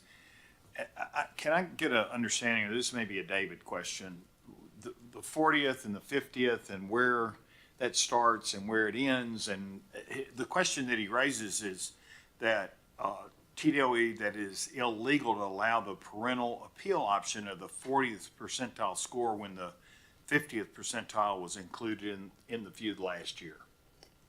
I guess my question is, where does it cut off that a parental appeal is what he's bringing up? Where can somebody explain So the mechanism of that? The bill that was passed, that didn't affect last year's 40th percentile passage on the URS, which was a parent appeal. There was a bill that passed, and it's now 50%. If you score on 50% on the universal reading screener and do tutoring for below, oh gosh, I'm gonna get this mixed up. Jack, do you want to pop up real quick? I just want to make sure I get this right. Thank you all, and apologies for not having my coat on. I wasn't expecting to get to speak today, but I'd be happy to. It's okay. I'd be happy to provide a little clarity. So, Larry, what you're referring to, Mr. Jensen, what you're referring to is kind of a different conversation and a different law than the fourth grade adequate growth piece. But to Commissioner Reynolds' point, when the original Literacy Success Act and Learning Loss Remediation and Student Acceleration Acts were passed, the department was tasked with creating an appeal. It basically was left up to the department to work on rules and promulgate rules for a parent appeal through the state board, which we did. And one of the appeals options that we came up with was for a student who scored in the 40th percentile or above on a screener, that could be something that would allow them to appeal the decision for retention.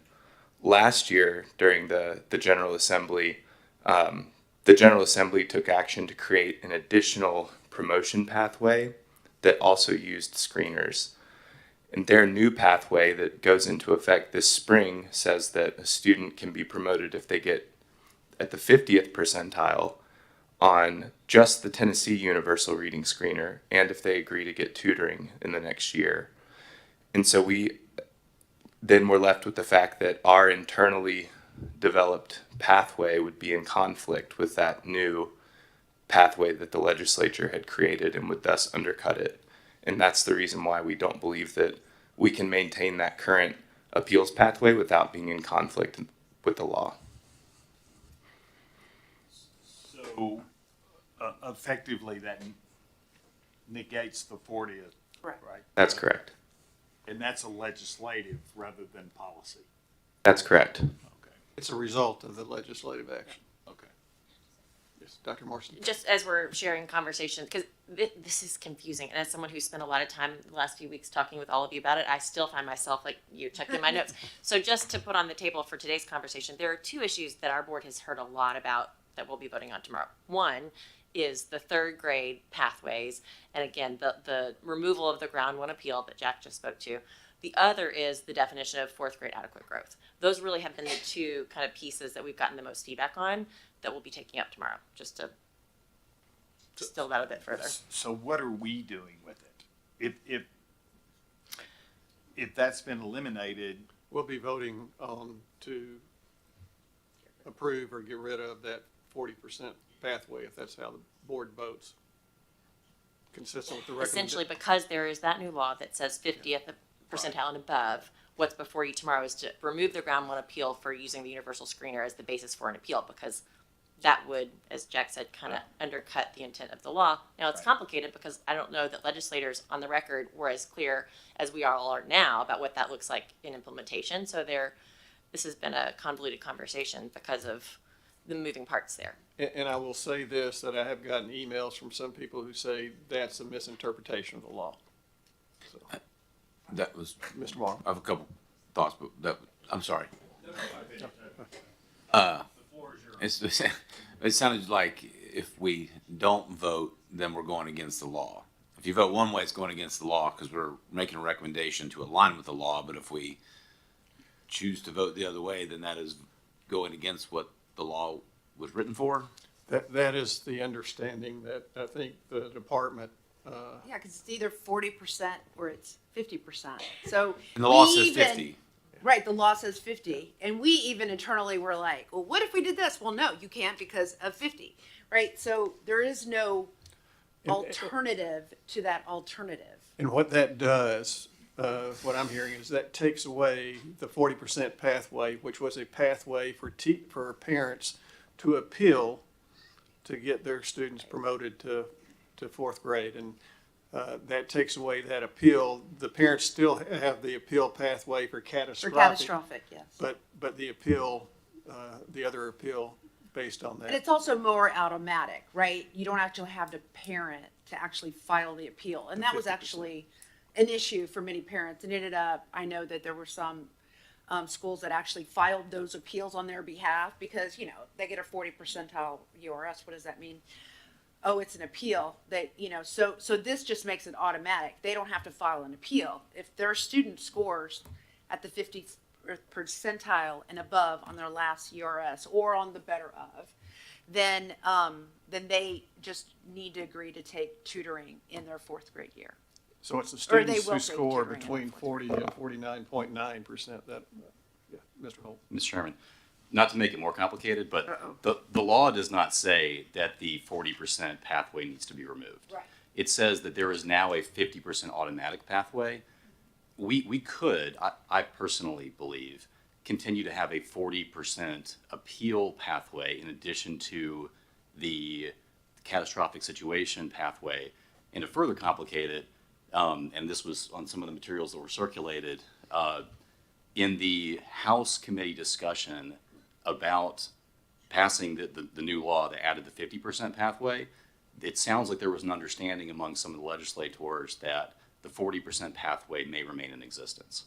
Now, also, now I'm just taking this now from Ms. Sanders, but that it sounds like there was some confusion among legislators about there also being some other requirements for the 40% pathway that don't currently exist. So I don't know if it's as simple as we have to do this because the law requires it, because I don't believe that's true. Okay, but the other thing to also take in consideration is that it is an automatic pathway into fourth grade, and if nothing happens, you're setting kids up for demonstrating that they, on a URS, on a universal screener, not even on a test, that somehow they're going to be ready to go into fourth grade and be on track for reading. So you know, we can talk all day long about what's best for the schools, but we're talking about what's best for the kids. And at the end of the day, you know, Mr. Chair. upping the bar a little bit, demonstrating that they are at least 50% passing on a screener, not a test, and they receive tutoring supports the next year. Otherwise, it's 40th percentile and they're through. And then, you know, we want to have this other conversation about fourth grade retention. And if something happens, you're just setting up the kids not to be ready for being able to read in fourth grade. So we gotta think about what's that individual kid. And I know parents are frustrated, and I know parents don't want to see their kids retained, but this also lends itself to better practices in K1 and 2, right? And if we're going to be, you know, if we're going to have all this stress over retention, we need to be thinking about when is the best time to actually retain and really support these kids so that they are learning their skills when they need to be learning. And so, I mean, that's where I would kind of come back. I mean, y'all want to say it's still there. I mean, think about who you're doing the disservice to. We've got to remember that at the end of the day. Mr. Chair. Mr. Mullenhour. Thank you. It's great that we're having these debates. It's great that we all care. I want to try to paraphrase and maybe even simplify a little bit of what the commissioner just said. I think the way that this whole thing has been branded is just a mischaracterization in the sense that the focus is on this word retention. Everybody thinks it's about holding back third graders.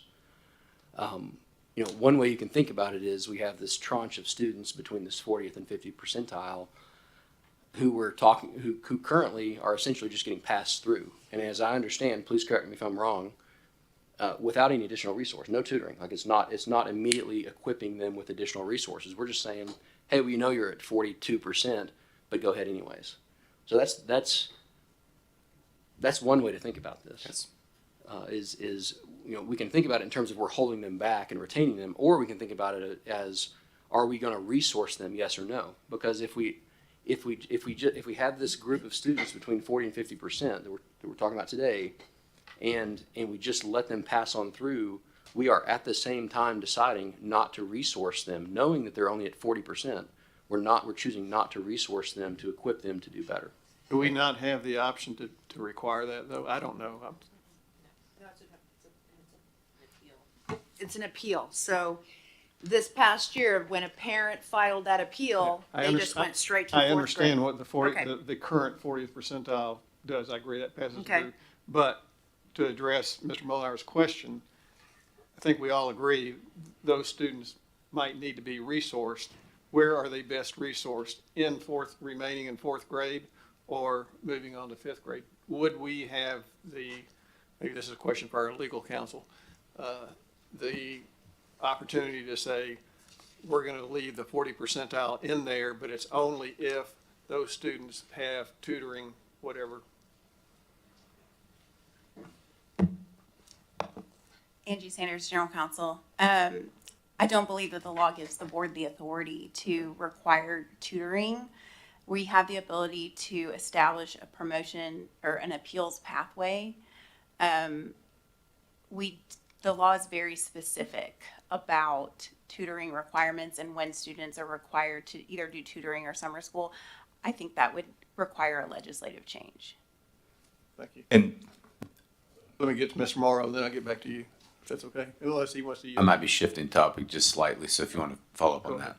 Just a quick point on that. So we can't require it, but the red line for the rule actually requires the districts to notify families who go through the appeal path of the benefits of either the summer camp or tutoring. So wouldn't be required, but they could still be provided those resources, I believe, and would be told this would be a good thing for your But student. if the parent asks for that, okay, so I want my stuff, if they didn't have, does the district have the resources to provide that then, if it's not required in law?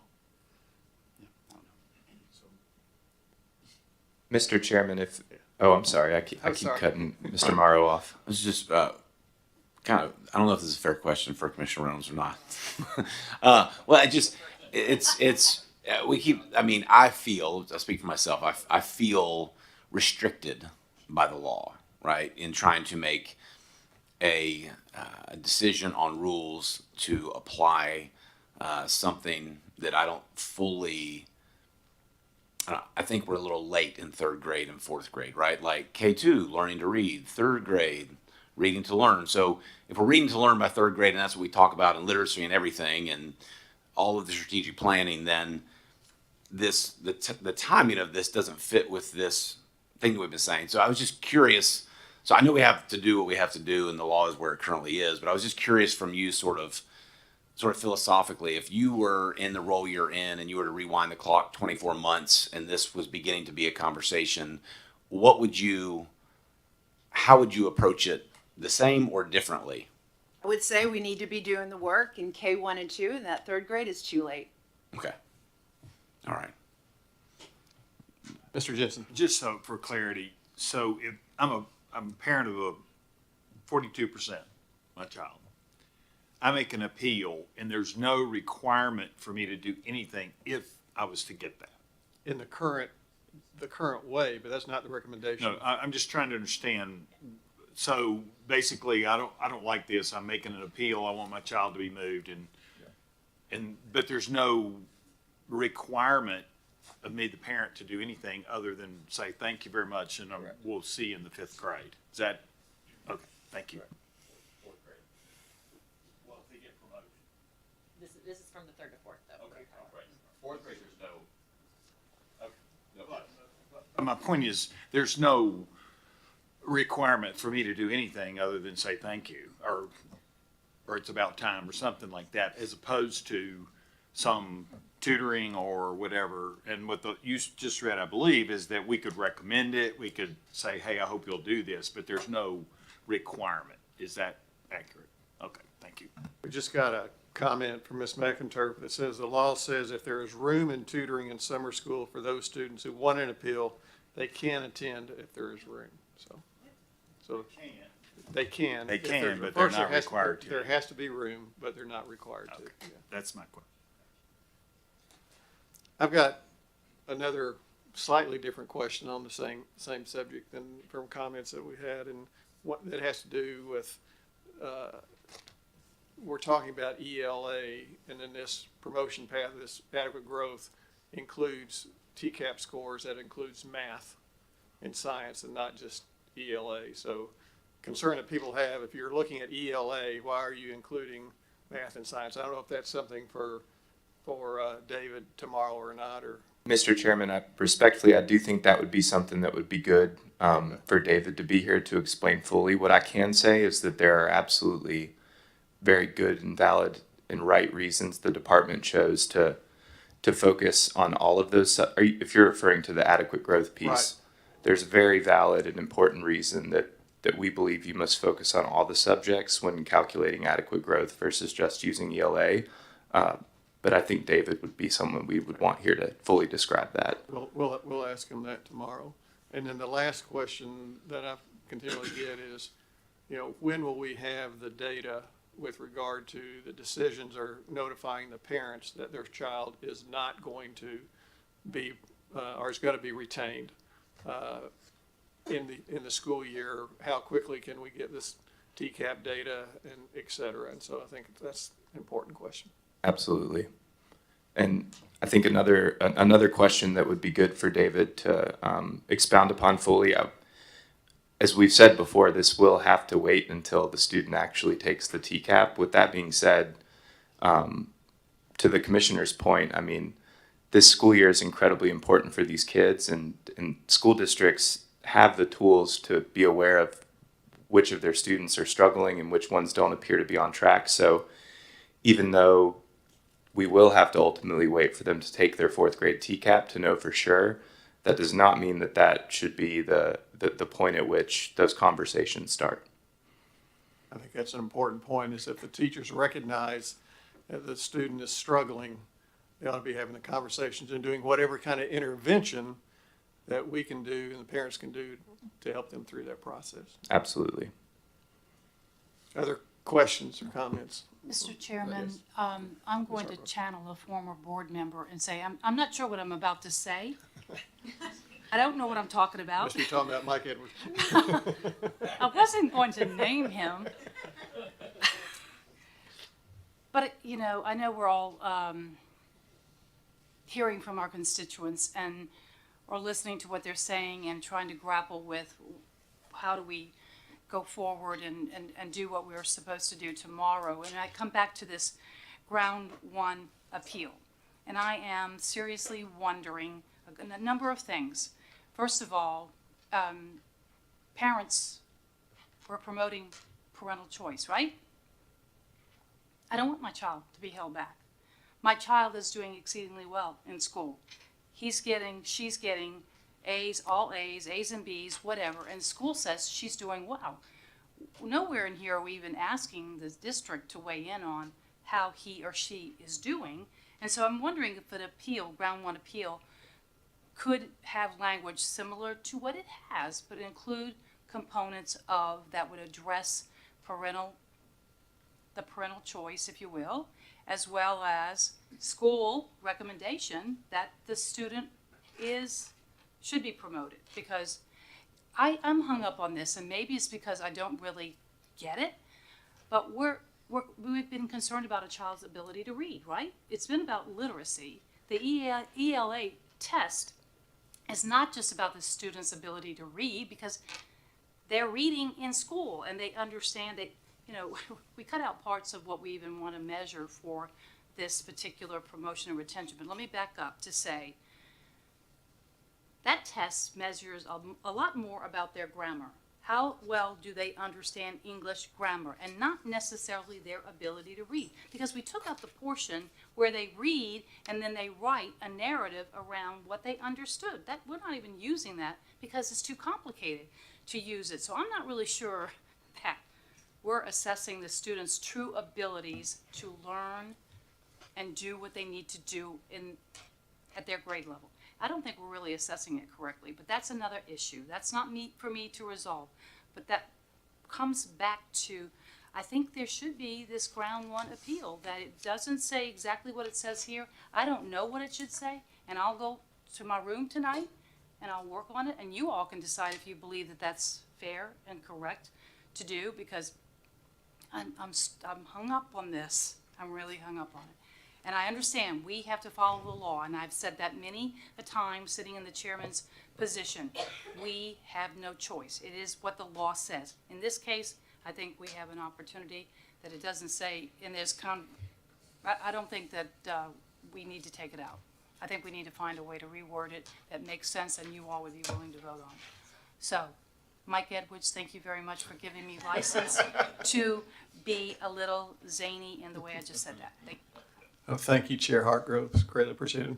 Maybe some homework for our attorney tonight is to think about what does the law allow and what does the law not allow, because we'll probably be asking some of those questions tomorrow. And Mr. Chairman, I think I'd be remiss if I didn't mention this, because I think given what you said, Lily, and I want to be really clear here. When the department is referring to what the law does and does not allow us to do, we are referring to the use of the screener. Our position, our legal position, is that given that additional law related to the 50th percentile on the universal screener, that we cannot use the other screeners in a different way. I think that is something that others may disagree on. That is the department's legal position. And Christy Ballard, our general counsel, will be in attendance tomorrow to discuss that. Some of the other conversations here around what could a different appeal pathway look like veer into the philosophical, where we have to remember that before we passed the Learning Loss Remediation and Student Acceleration Act and the Literacy Success Act, we had a situation where there was a lot of local flexibility, and we didn't really have any sort of litmus test that we said at the state level means that a student is ready to go from one grade to the other. And not to say that was not without merit at all, but we made a conscious decision as a state to say we're actually going to move away from that and have some benchmarks that everyone wants to meet before we say that you're ready to move on, in the spirit of addressing literacy. And so that's what I would say about other options, is that I think the department's caution is that we don't want to go back to where we were before. Thank you. I have another comment from Board Member McInturf, which I think is, she says the response to intervention manual has below 40 percentile as at risk for literacy. K through 3 students aren't even getting ready intervention if they aren't below 40 percentile. Most often tier 2 is below 25 and tier 3 is below 10. So I think that's why she's bringing a point about the 40 to 49 percentile people. Mr. Holt. Mr. Chairman, can we ask, I hate to put you on the spot, Angie, but your opinion on whether the new law forecloses the appeal pathway 1?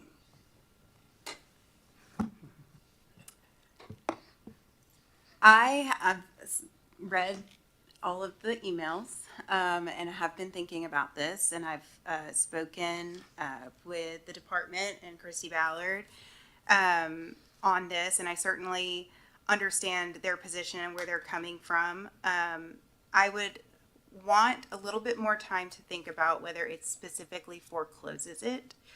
I think that I agree that it is inconsistent.